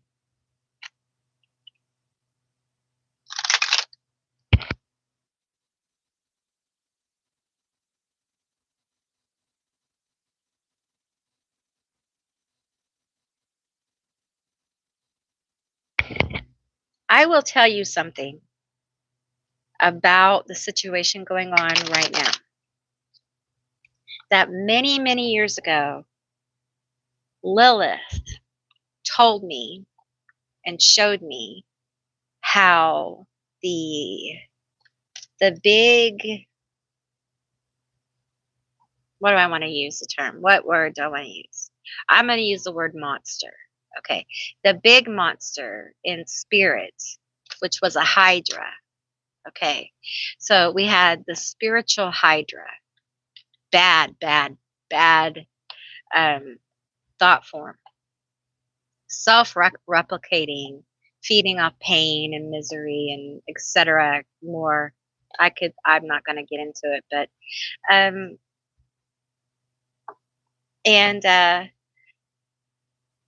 basically all their heads were taken, and this happened several years ago. And the thing is that once the thing is done in astral, sometimes it takes a while for it to manifest in 3D because of free will, because free will can change it. You know, it may not pop over here like it does over there. So you just never know. So when I saw that, I knew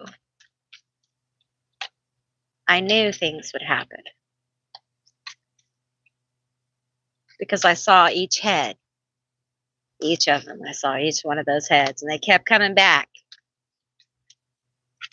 It took a while. Okay, let's see. We have loss here. Well, la-di-da. We have loss. We have silence. Let's see, did you see? Loss, silence.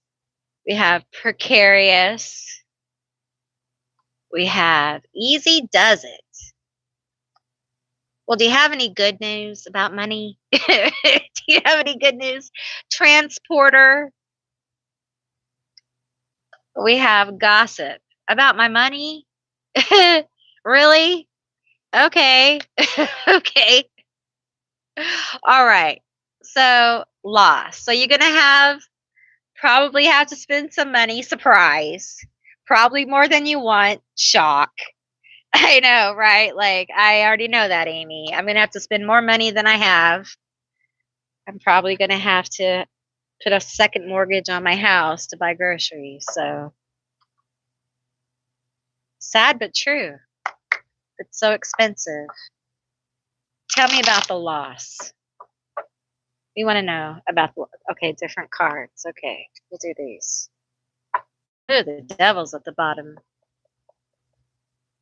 Devil's at the bottom. Precarious.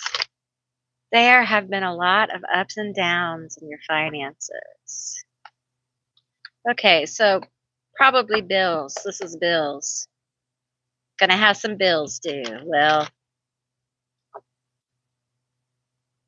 feels like bills are gonna be more than what you think. Well, I think honestly, duh, Amy.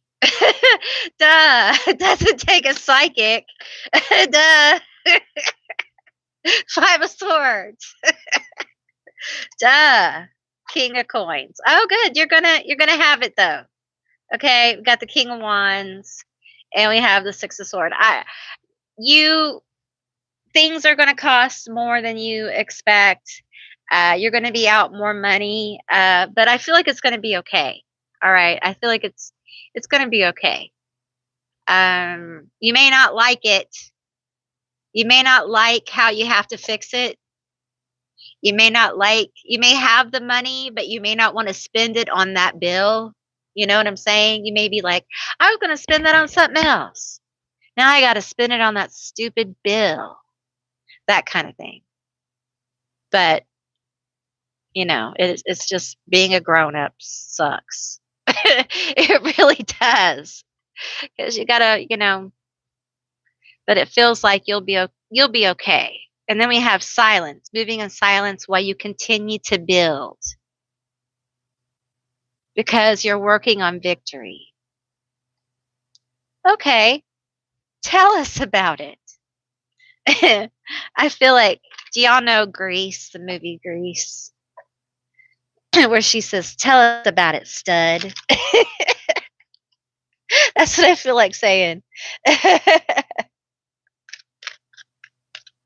Move in silence while you continue to build. Well, tell us about it. Tell us, we want to know. The Ace of Coins. Okay. Well, all right. Well, a little bit of money, a little bit of cash. The Eight of Wands. Ooh. Don't tell no one about your money. Do not tell anyone about your money. Don't tell anyone about any money you have or don't have. If this bill comes in and you pay the bill, don't tell anyone you paid the bill. If the bill collector calls, don't tell them how much. I am not a professional, but I'm just saying, just keep your money under wraps, okay? Do not tell people things that's none their business about your money. All right, just be protective about your money.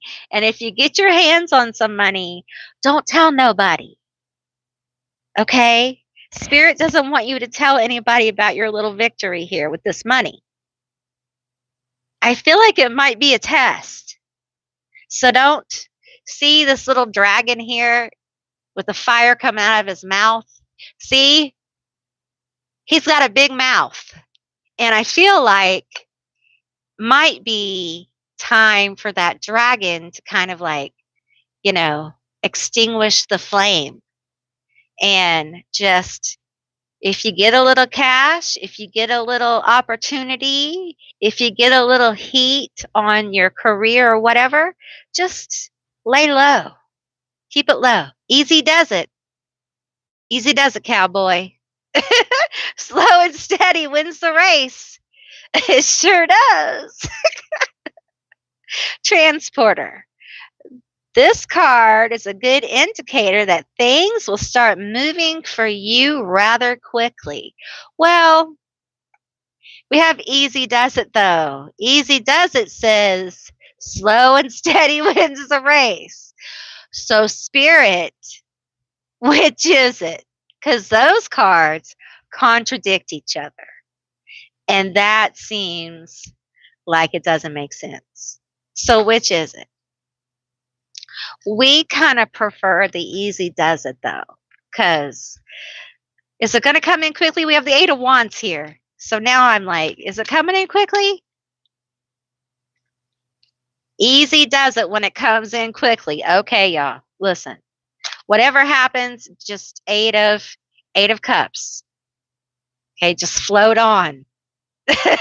Just get your bubbles and float on. Okay, just float away. Don't tell nobody. Nothing happened. Listen, this may be if somebody gives you money, don't tell nobody. Like if somebody says, "Hey, here's $1,000 for whatever reason," don't tell anybody. I don't know. That's just like hey, great. If somebody gives you $1,000, congratulations. And just keep it and do whatever. You have the Three of Swords. Well, why the hell is the Three of Swords here? It says victorious. See, in group 2, I pulled one more card, didn't I? And I got that thing. Now I got the Three of Swords. What is this? Why is this here? Why do we have the Three of Swords? Okay, I'm taking this other deck. Traitor. Three of Swords. Tell me, why is this Three of Swords here? And I'm not playing around.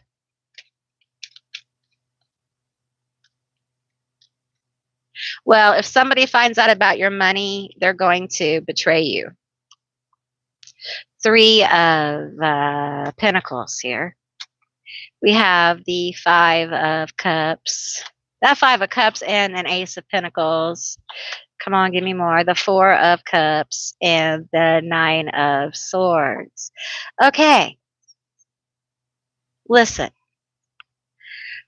I feel like, what is the work thing? What is this with the work thing? I feel like this Three of Swords. First of all, we have the Three of Swords and the Three of Pentacles. So 33. Okay. I do feel like there's somebody around your money or work that does not have good intentions. Okay. Something went down here with the Three of Cups, and they are not having it. And they look at you as like an apprentice. So they look at you as under them in some way. Okay. And they are upset. They're upset about it. Um, and I feel like this is your energy here. Um, I feel like you probably think there's some kind of new beginning here. All right. But this person is still really upset about what happened. Okay. And your spirits around you want you to know that they're still upset about what happened. Um, and things are not what they appear. So you need to be aware. See, people aren't authentic, okay? And they really do harbor such resentment towards other people. And you never know what somebody else is going through and what they're thinking. So, especially when it comes to your job, you have to be aware. We have the Two of Swords, no reversals. I feel like this person spends a lot of time thinking about what happened, the interaction. Um, was this a fight? Was this a fight? Some kind of fight or disagreement? We have the Knight of Cups here. There was some kind of gesture, some kind of offer here. Huh. And it didn't go well. It wasn't well received. They felt rejected in some way. And they're still very upset about it. It feels like someone feels brokenhearted.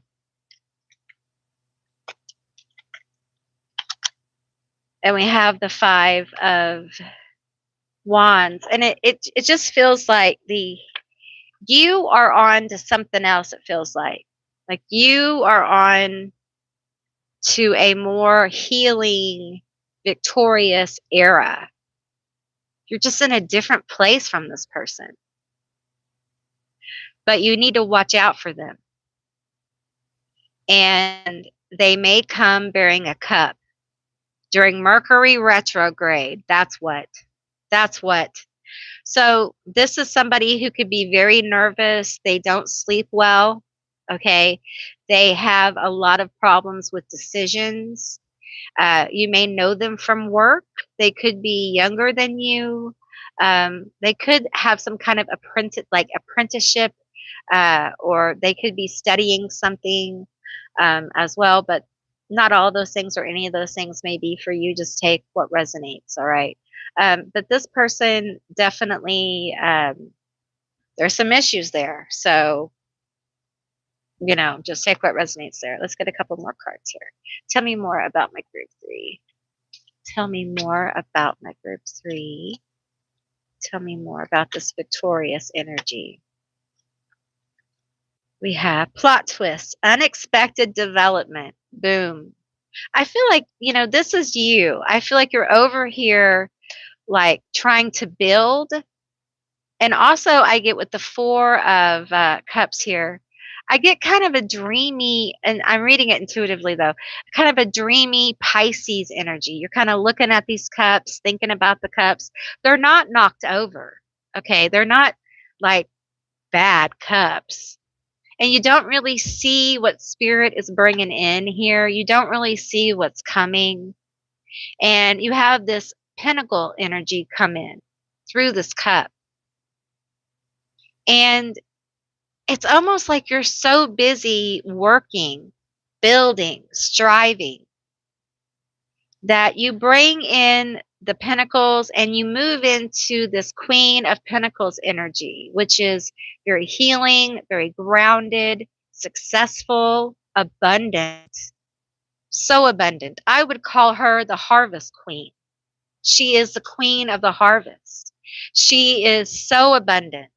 And I feel the energy of Demeter really pulling in, um, wanting to kind of like bless with harvest energy. So, and I, I feel like there is so much victory that's being, what's the word? I'm cultivated here on so many different levels. And it's almost like you're going to have to let it flow. You're going to have to let it flow. And you're going to have to know that it is okay to ask for help. When you get overwhelmed, when you get tired, when you need a break, you have got to slow down and ask for help. Your guides are there to help you, but they cannot interfere. Your ancestors cannot interfere. The deities cannot interfere unless you ask them for help. Always remember that, okay? You have an unexpected development. It feels very good. Give help, receive help. It feels like what you've given is going to come back to you. What's been given will come back to you. That's a good feeling. That's a really good feeling.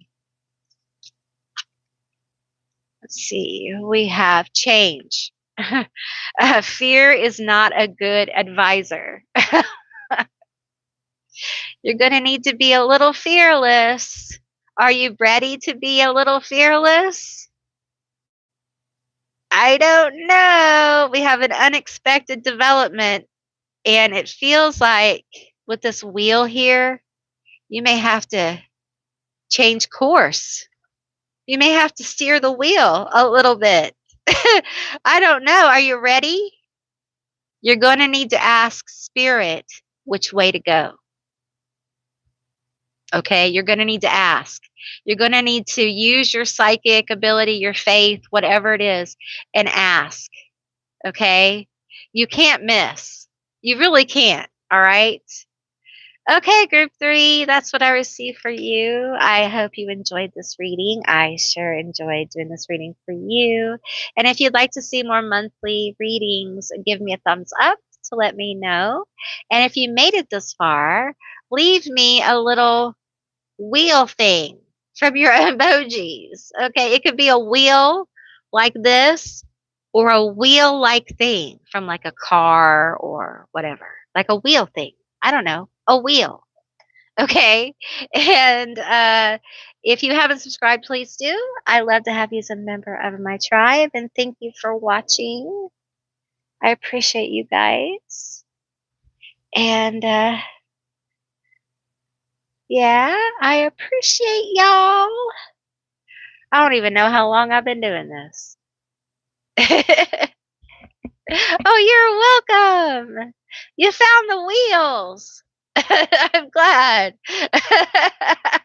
You're welcome. It was so good to see you guys. Hey, Dim. It's so good to see you. It was so good to see all of you. I'm telling you, the guides were really sassy. They were sassy to me. I was just taken back. Oh my.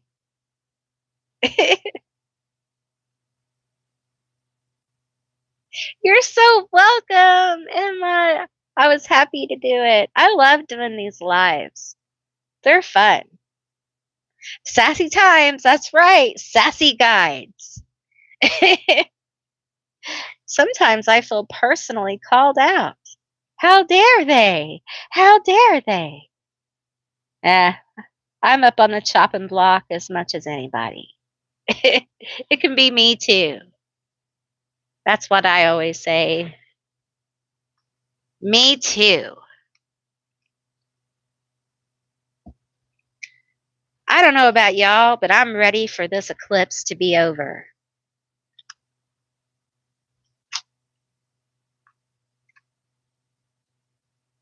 Oh, you're so welcome, Care Bear. I love your name. Oh, thank you. Meeker got me this bat. He got me this bat for Christmas, for the holidays. See, it's a little bat, and it opens up, and it's a jar. Isn't that cute? Yeah, the Meeker got that for me. So yeah, so cute. Yeah, mixed with mercury in the Kool-Aid. I don't know. Where is he? I don't know. Where'd you go, Meeker?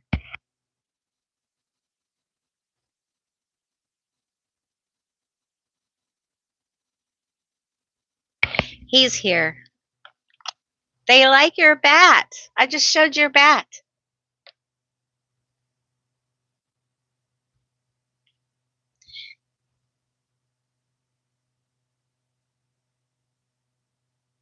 The coven got me this little mushroom. It's a it's a little mushroom house, and then it's you put a little you put a little incense there. Isn't it cute? I know. I'm so goofy. I love it. I'm telling you, this eclipse has been crazy. I love miniature stuff too. I love mushrooms. When I was a little girl, I used to draw houses with miniature stuff inside of them. I know. It was just a weird thing I used to do. Other kids, I guess, would draw, I don't know, other weird kid stuff. I would draw houses. And then inside the little houses were like little objects. So it was a little miniature house. So, yeah, I this eclipse is just crazy, and then you have the full blood moon. It's just a lot. And then you have all the crazy stuff in the world going on, and that's a ton of stuff. That's just a ton. And the stuff going on in the world is going to get more crazy. So much more crazy. A gnome snow lantern with a mushroom. That is so cool. That's really cool. The world is super chaotic. It's just every day is chaos. Yeah, I think we're doing okay, you know. Uh yeah, I think for everything that's happening, I think overall we're we're doing all right. We're hanging in there, you know. It could be worse. I think um, I it could be tremendously better, and That is where I would like to see us go, is tremendously better. I don't know about you, but I'm tired of it.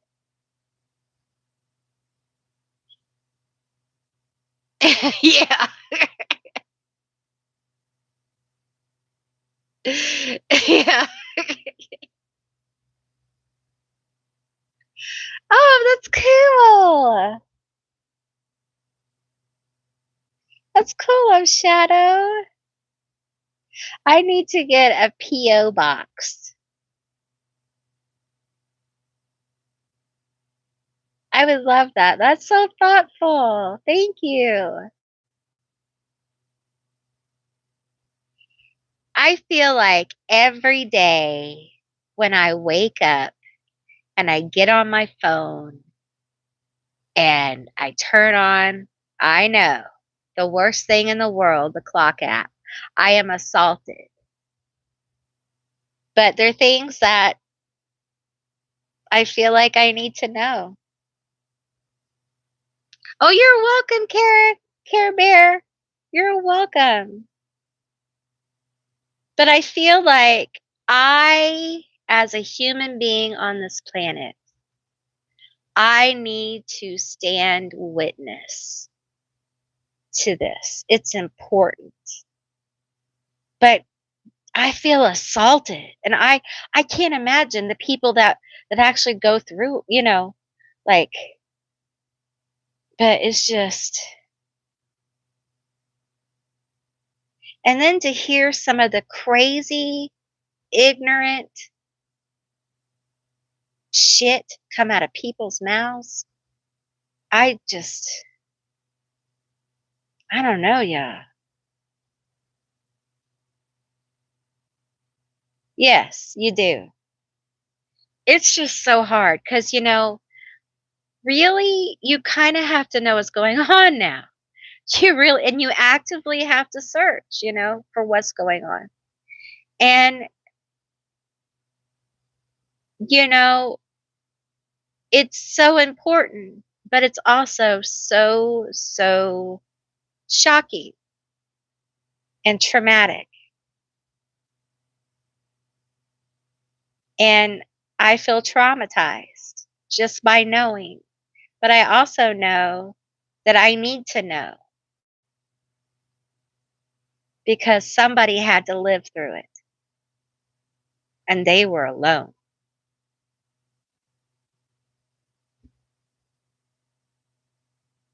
Yeah, I can feel that.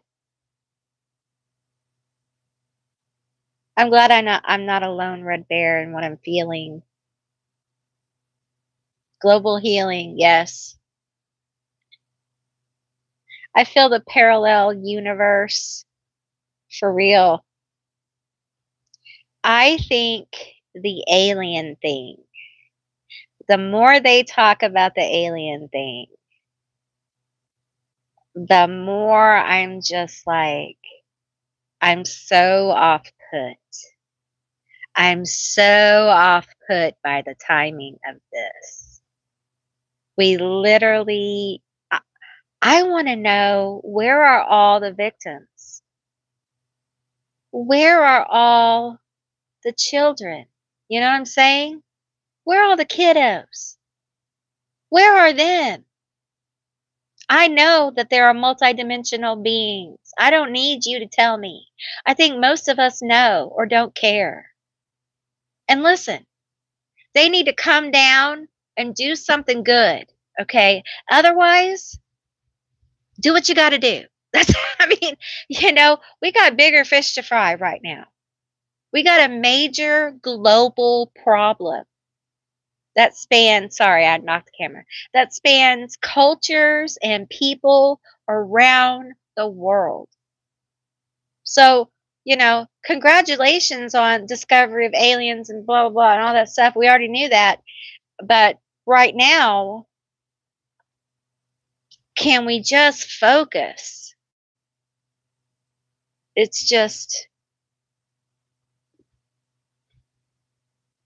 we know. I think most people know they exist.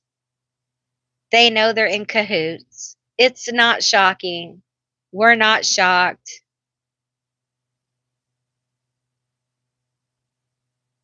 Yes, I agree. I agree, Shadowland.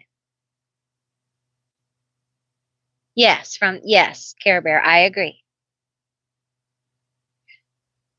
Oh, that will work. That'll work. That works beautifully. Yes, that's a wheel. That works. That's lovely. Thank you.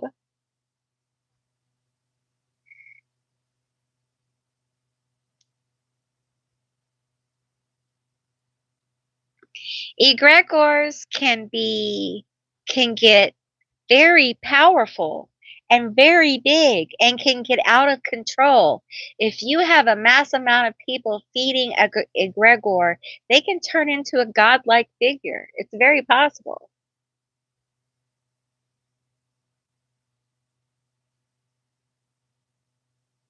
Right. Yeah, back to the victims. Like, hello, welcome, help. If you're here to make it worse, please go away. We just don't have time for that right now. If you're here to help, come on down.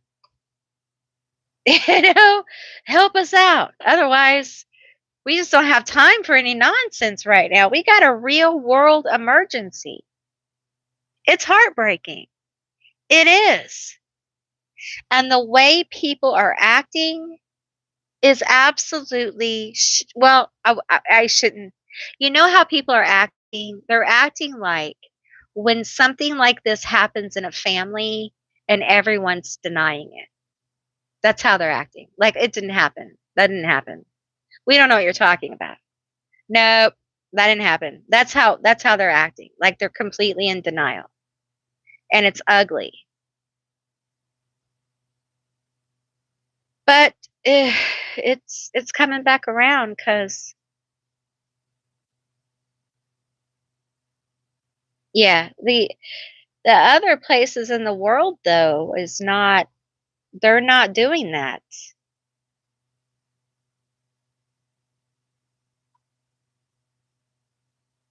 Yeah.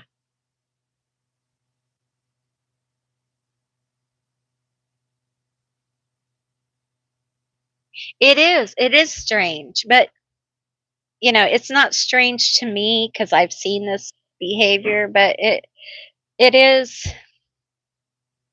I think it's a very USA reaction to it. I think it is. I think it's a very I don't know how I didn't really see it before, but yeah, it's totally what like a family that's confronted with something like that would do. I mean, an unhealthy one, a toxic one. Yeah, it's very sad. We are an unhealthy, toxic, quote unquote family, and we deeply need some intervention. You could say. Pretend it isn't happening, yeah. Make it go away. Yeah, well, I heard Poland isn't. They're not making it go away. In fact, they're investigating. So there's a couple other ones. And I think people in England are kind of mad because, the former Andrew is they're pretty mad because he got in trouble. But over here, we're not doing anything. Yeah, always brushing it under the rug. Well, we can't do that anymore. So it's coming around. And then the council or whatever, the council, the the congressional committee said they wanted what's the person's name to testify today. And I don't think that that person wants to, but I do think they may sort of have to. We need a council. We do. We need a council of regular people that haven't been bought and paid for by Dr. Pepper or Pepsi or anybody. They're just, you know, they just go to their job. They got elected. So now they don't have to work that job. They can go work for the government for a few years. Just like, that.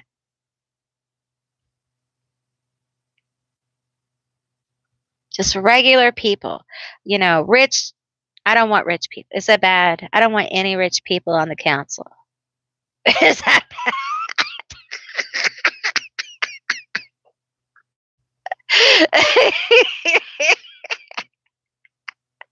Right. I, I, I don't want any rich people on the council. I only want people who know the value of a dollar, who has been to Dollar Tree several times and bought their groceries, and you know what I'm saying? Like I don't want people who don't understand how real Americans live. What do they know? They don't know how to build anything. Dollar Tree for life. Yeah. They need to be accountable. All of them.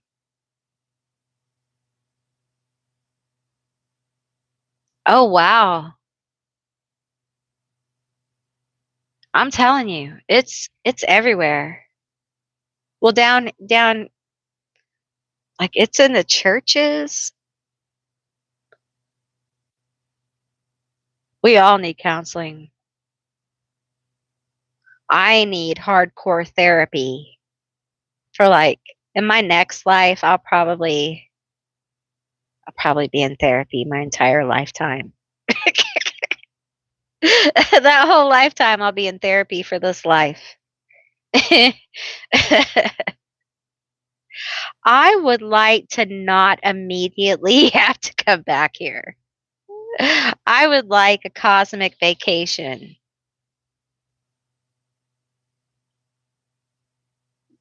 I don't know where, but not here, man.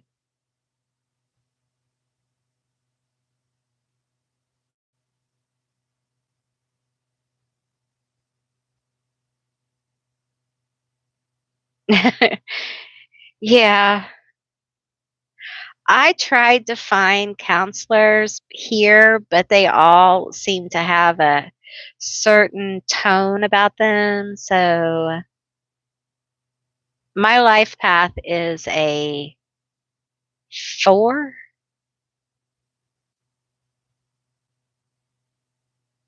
I don't remember what my life path is. My destiny number is 22. Like my birthday number is 22. I'm a 22. So is that your life path?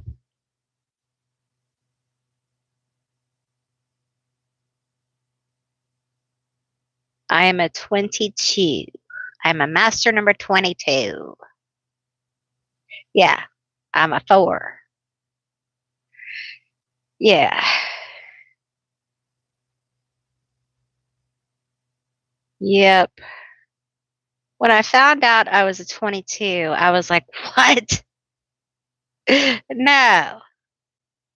I had someone come in my office when I had a job and I had my own office, and they were like, "What are you doing here?" She did my numerology. She was an artist. She came in my office. She was like, "What are you doing here?" I was like, "I'm working." She was like, "No.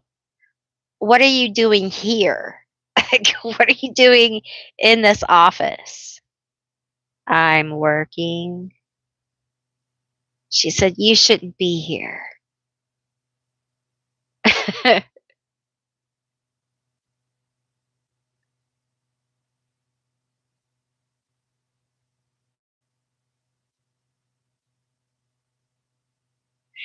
Yeah, master numbers are overrated. I don't recommend. Don't have one. You'll be happier. I just want to be like a what's the done number? The number when you're done. That's the number. I shouldn't say that. It's just it's been hard, man. 22 has been a bitch. 22 has been hard. And when I read about 22, they say 22's the first half of their life is horrific. And if you survive, then the last part of your life gets really good. But if you survive the first half of your life, what is that supposed to mean? When I read that, I was like, dang, I think I don't want to do this. This sounds bad. You made it. Usually 22's the first, like it's bad. And the thing is, most 22's don't even realize how bad it is. It's so bad and it's been so bad for so long, they think it's normal. Like they don't realize their tolerance for bad. So,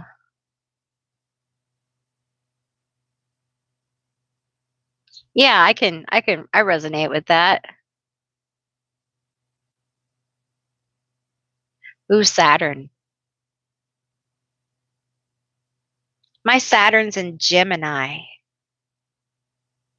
Saturn and Gemini is not fun. I don't recommend it. It is 0 out of 10. It's a 0 out of 10.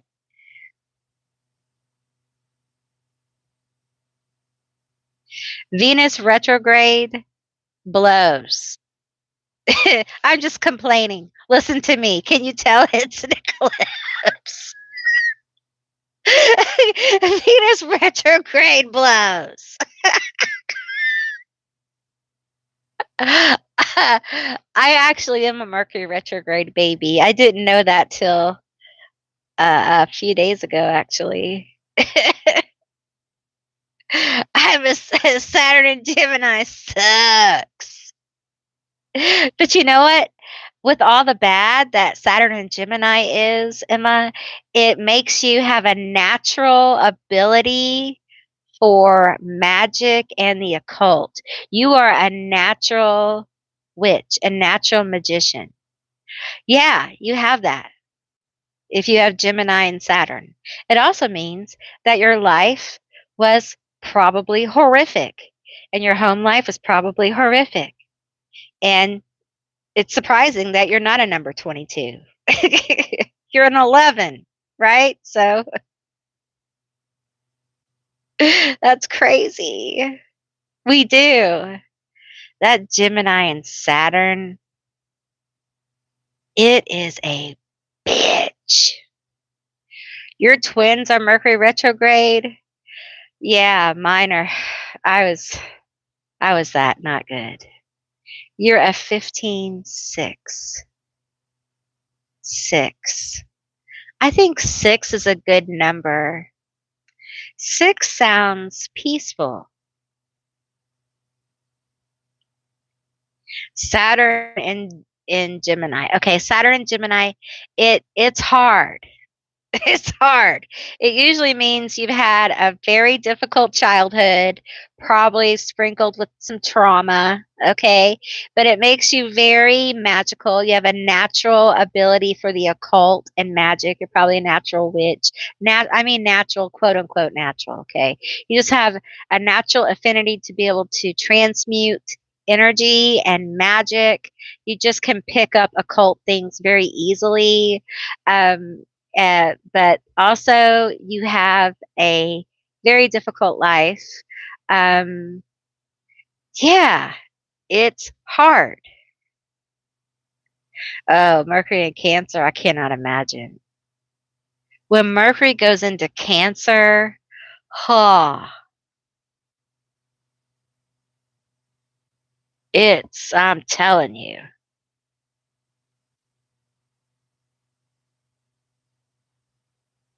Yeah.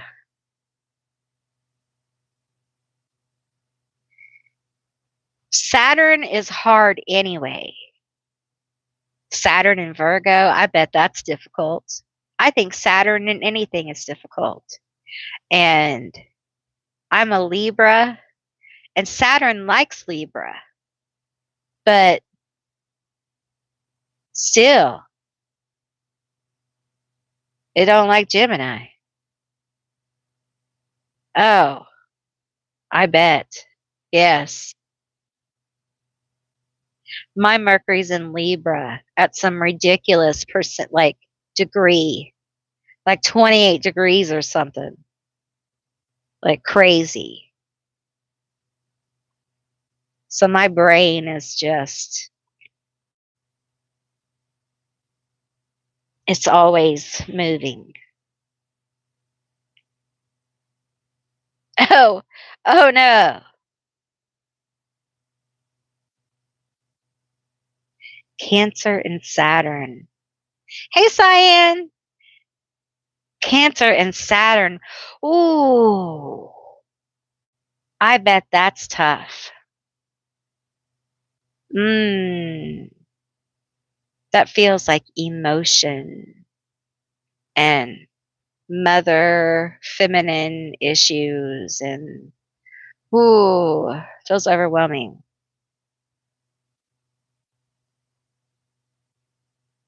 Yeah, Capricorn and Saturn.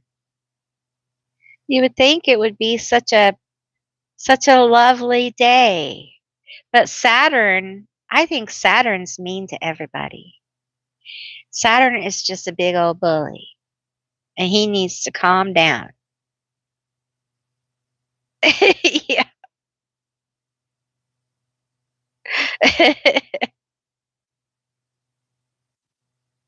I bet it is with that. Saturn is so just, gosh, I wish there's a way to calm Saturn down. Because, man, I think Saturn is just like when your Saturn is out of control in your chart sometimes, it just destroys everything. And sometimes in certain aspects, my Saturn is, I have a talent triangle. They don't call them that anymore, but I have three in my chart, and one of them includes my Saturn in Gemini, and it's a malefic talent triangle. And it's Uranus, Saturn, and I forgot the other one. And sometimes it does not behave.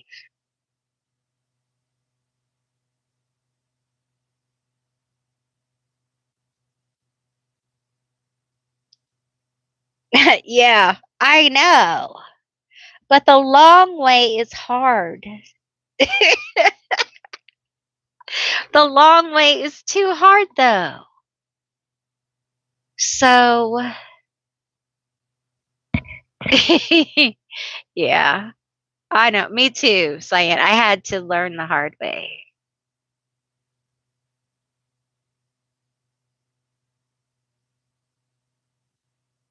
Yeah, them, I understand. You don't really realize how you're neglecting yourself or, how you're putting others first until you really say it.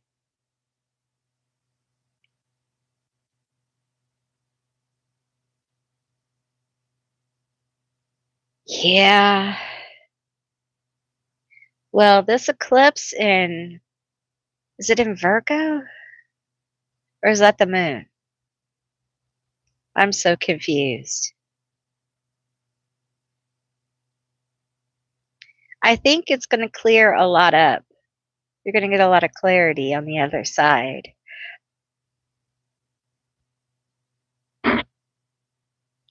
I think some people won't like what's on the other side of it, though, for sure.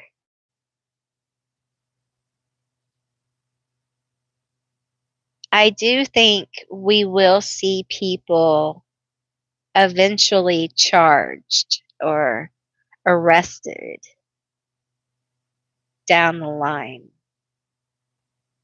not just in other countries. I do think we could see people from here arrested in other countries. So, a Neptune Pluto complex.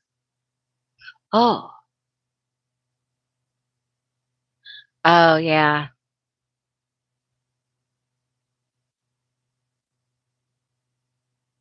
Yeah, Saturn with a marine drill instructor. That's about right.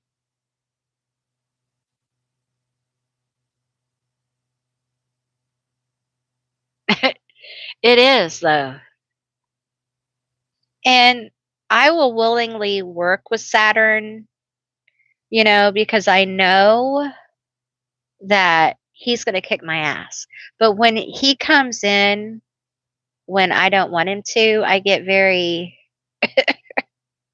like, I didn't call you. It's not time. Saturn can be really good at getting you through very difficult circumstances, at removing extremely difficult obstacles, but it will cost you. However, it's not something you want to do every day.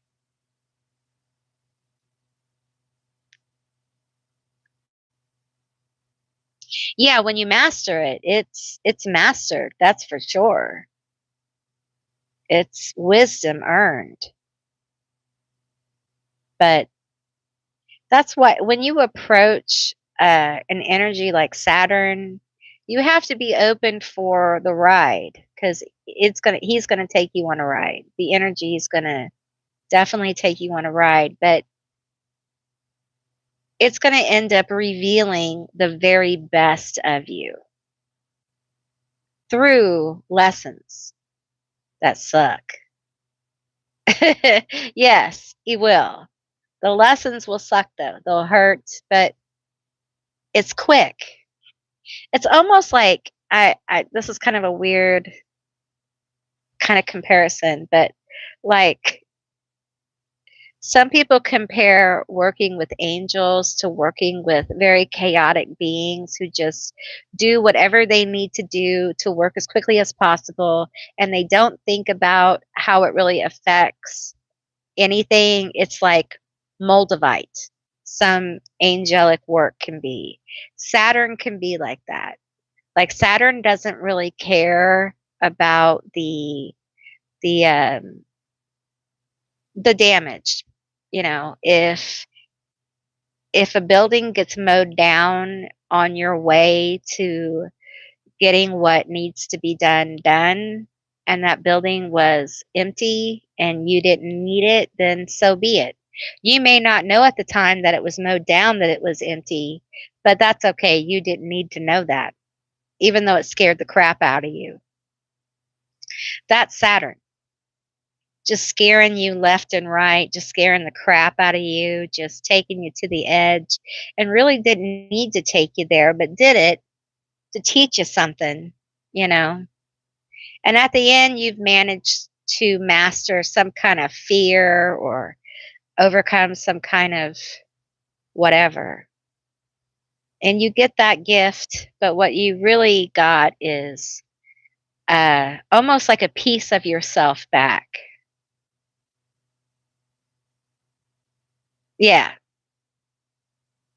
And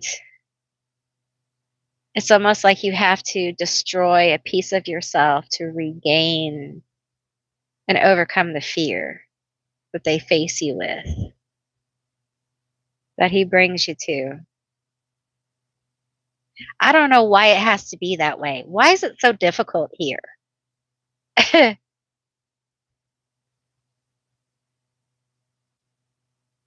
Yeah, and Pluto will deliver.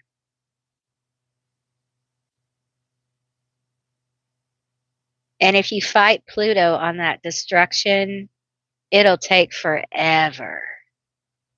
You'll have tower after tower after tower fall until you get it.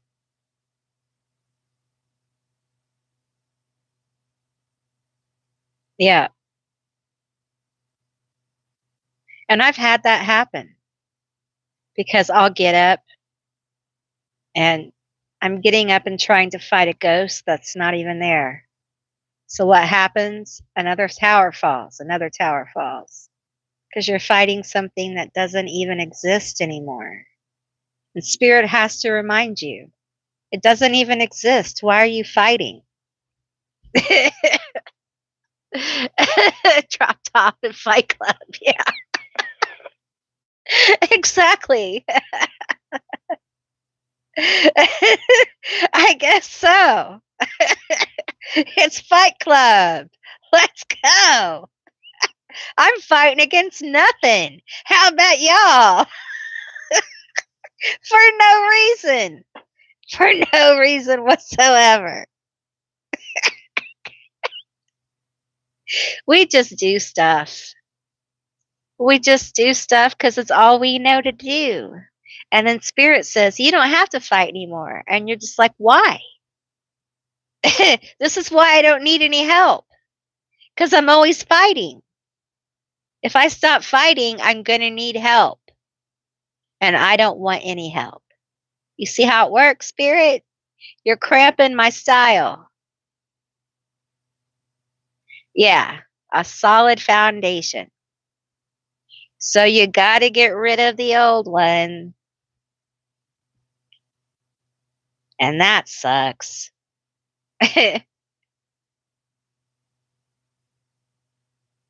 Right. Or actually fighting against two people who cared about me. Yeah, I hear that. And frustrating people who hated me. Yeah, I can relate. Oh, it is. Saturn eating his children, time, Kronos. Well, and the planet itself is kind of messed up. The cult, they have a cult of Saturn. Do you know about that? There is actually a cube on Saturn at the North Pole. It's a whole other thing. It's a whole conspiracy theory. Well, it's not really a conspiracy because they've actually taken pictures of it. And the cube thing is actually real. The devouring father. Time. But more and more, they're saying time, we made it up. So can we unmake it? I want to unmake time. Can we all agree time doesn't exist anymore? How does it work?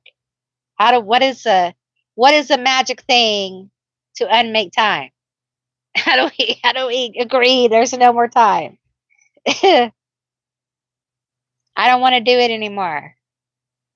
I don't want anyone to have to suffer. So let's not do time anymore.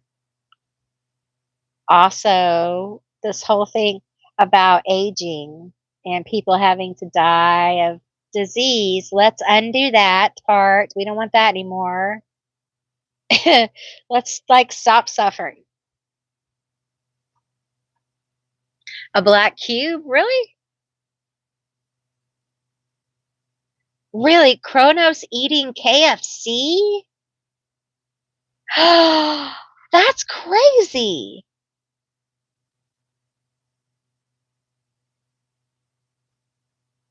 That is like cannibalism. You know what I'm saying? Eh. Well, I don't really eat KFC, but listen, I tried the other day to eat some turkey because I haven't had any because I try to be vegetarian like 80% of the time, but I just cannot. I cannot eat it. I cannot eat it. I think I'm out. I think I'm completely out of it. I just could not eat it.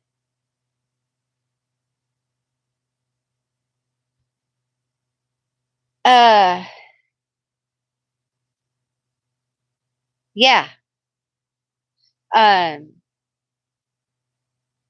there's something going on with our food.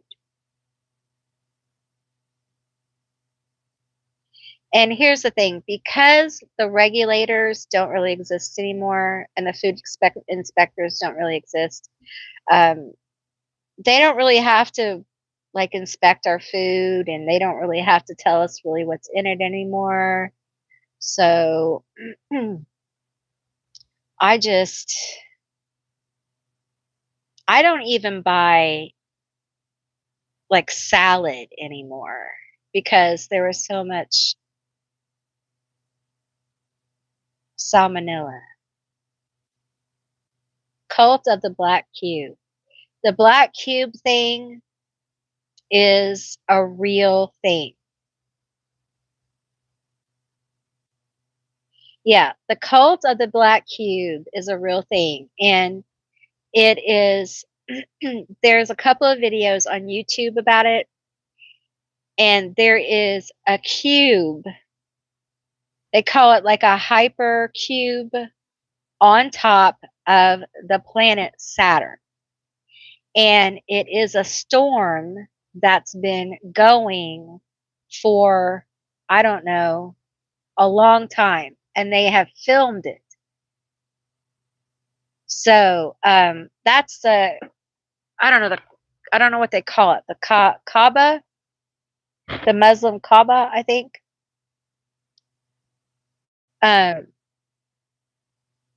but the form of the storm looks like a cube if you lay it out in like 4D. And a lot of, not a lot, but there is a occult practice that worships Saturn and is connected to the planet Saturn and that cube. And you'll see symbols of this cube all over the world. And they have used like a hat from a certain religion as a symbol and all sorts of things. So there's some good videos on it if you're interested in it. It's very interesting for sure. And I do think there's something there to that. But it's like my friend Monk said, he was a Cathar monk and he came from a French family and he really was part of the French bloodline that came from Cathars. And, there's a lot of stuff that's said out in public that isn't true, that's mixed with truth. So it's all mixed together. And part of awakening is what he told me, like that this is the brotherhoods kind of thing, is that your discernment, your ability to kind of like know what's true, your ability to discern the story. So, yeah.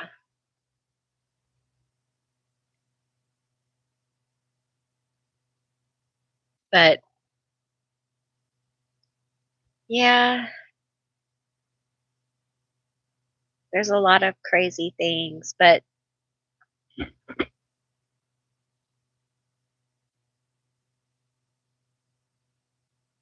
I feel like a lot of, not, I keep saying a lot, but there's some truths about Gnosticism, especially, that haven't really been told. And I feel like a lot of people should know that about Christianity, the Gnostic part, because I feel like there are several factions who are being affected by that and they don't know it. So, but yeah,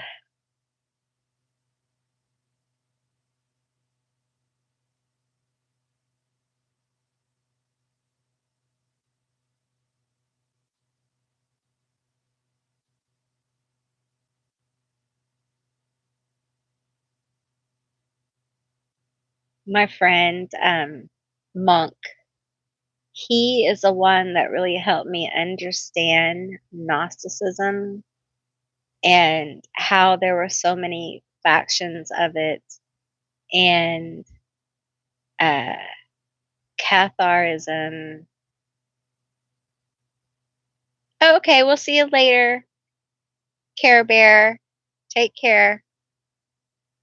But he taught me a lot about the different factions of Gnosticism and what they really believe in their basic beliefs. And I guess it can be kind of complicated, but in the basics of it aren't complicated. And basically, I will tell you that many people who are Gnostics, uh, they have a theory that what is being actively worshipped by large groups of people today is not the God that they think it is. That it's actually uh, the Demiurge, the Demiurge, the Demiurge, or Yahboleth, Yahboleth. You know who I'm talking about. The false god. It is the son of Sophia, who she decided to create all on her own, which that's another story. But and he believes that he is alone in the universe, and it's only him, and he's the only God, and he made, basically, long story short, he made the whole us, everything here, us, the world, everything.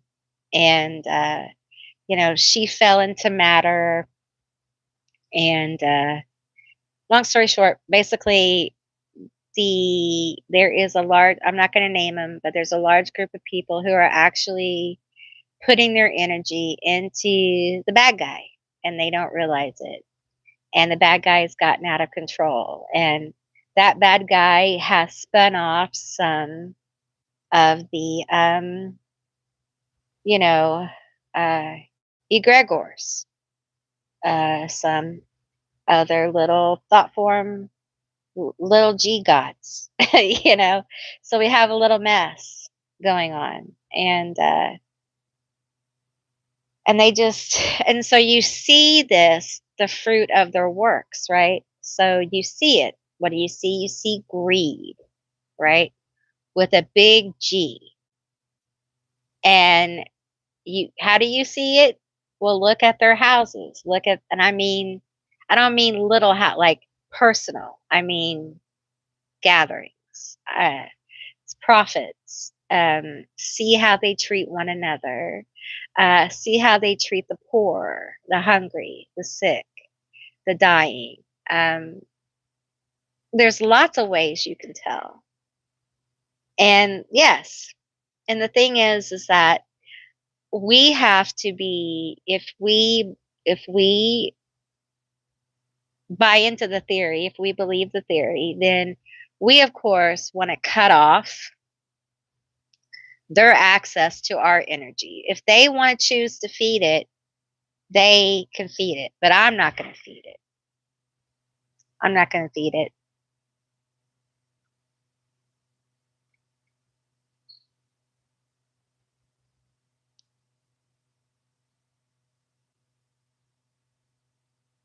So, and this is like, these Gnostic beliefs were hidden.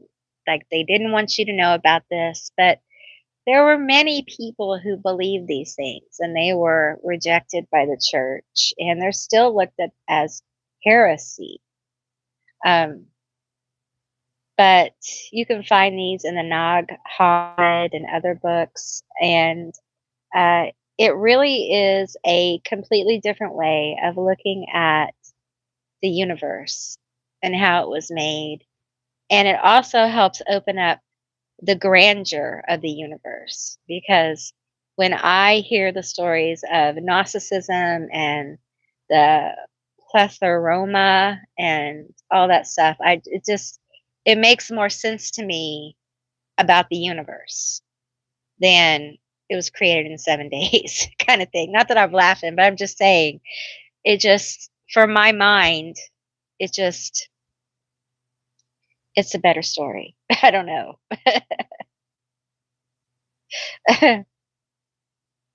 Yeah. Grandeur is a great word. Yes. Yes, it feels more authentic. It feels like whoever wrote it had a mystical experience, and that to me has bones. As somebody who's looking for that connection, that's what I wanna have. I wanna know that whoever wrote it had that thing. Okay, Meeker, we'll see you later. Thanks for coming. Existence is futile. Yeah.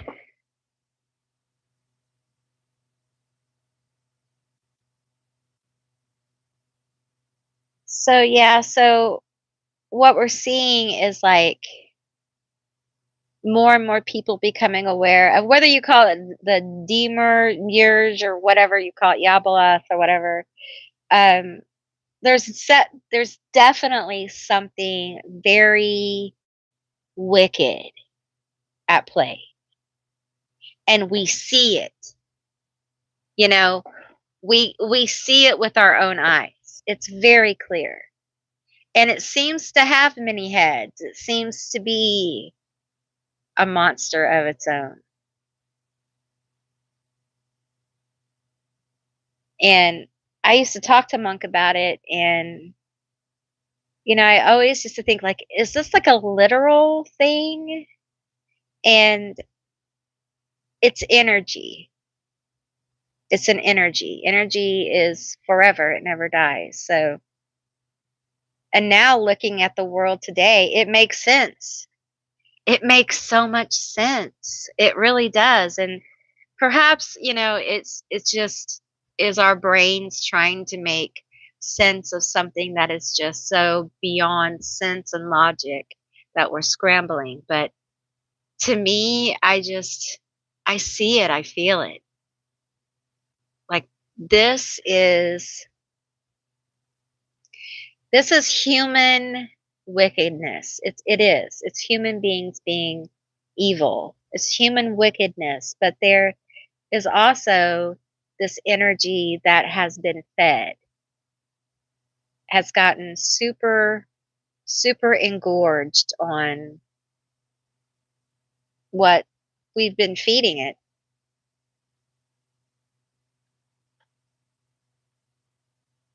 And now we see it and we see the ugly of it, the trafficking of children. And what kills me is like back in the day we heard about stuff, and they just swept it all under the rug.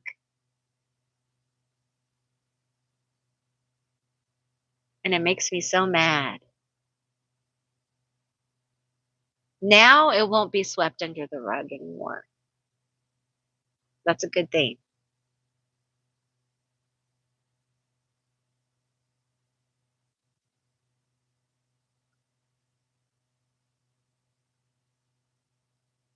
It'll be a good thing. In the long term, it'll be a good thing. It really will. So, well, I guess I should go. I've been on for a long time and my phone is on 20%. So, I guess I'm going to go. Thank you guys for coming out. I appreciate you. And I hope you have a great weekend. Time for spiritual antibiotics. I heard that. I feel that too. Take care, you guys. Have a great weekend. And I'll see you guys soon. All right. Bye, guys.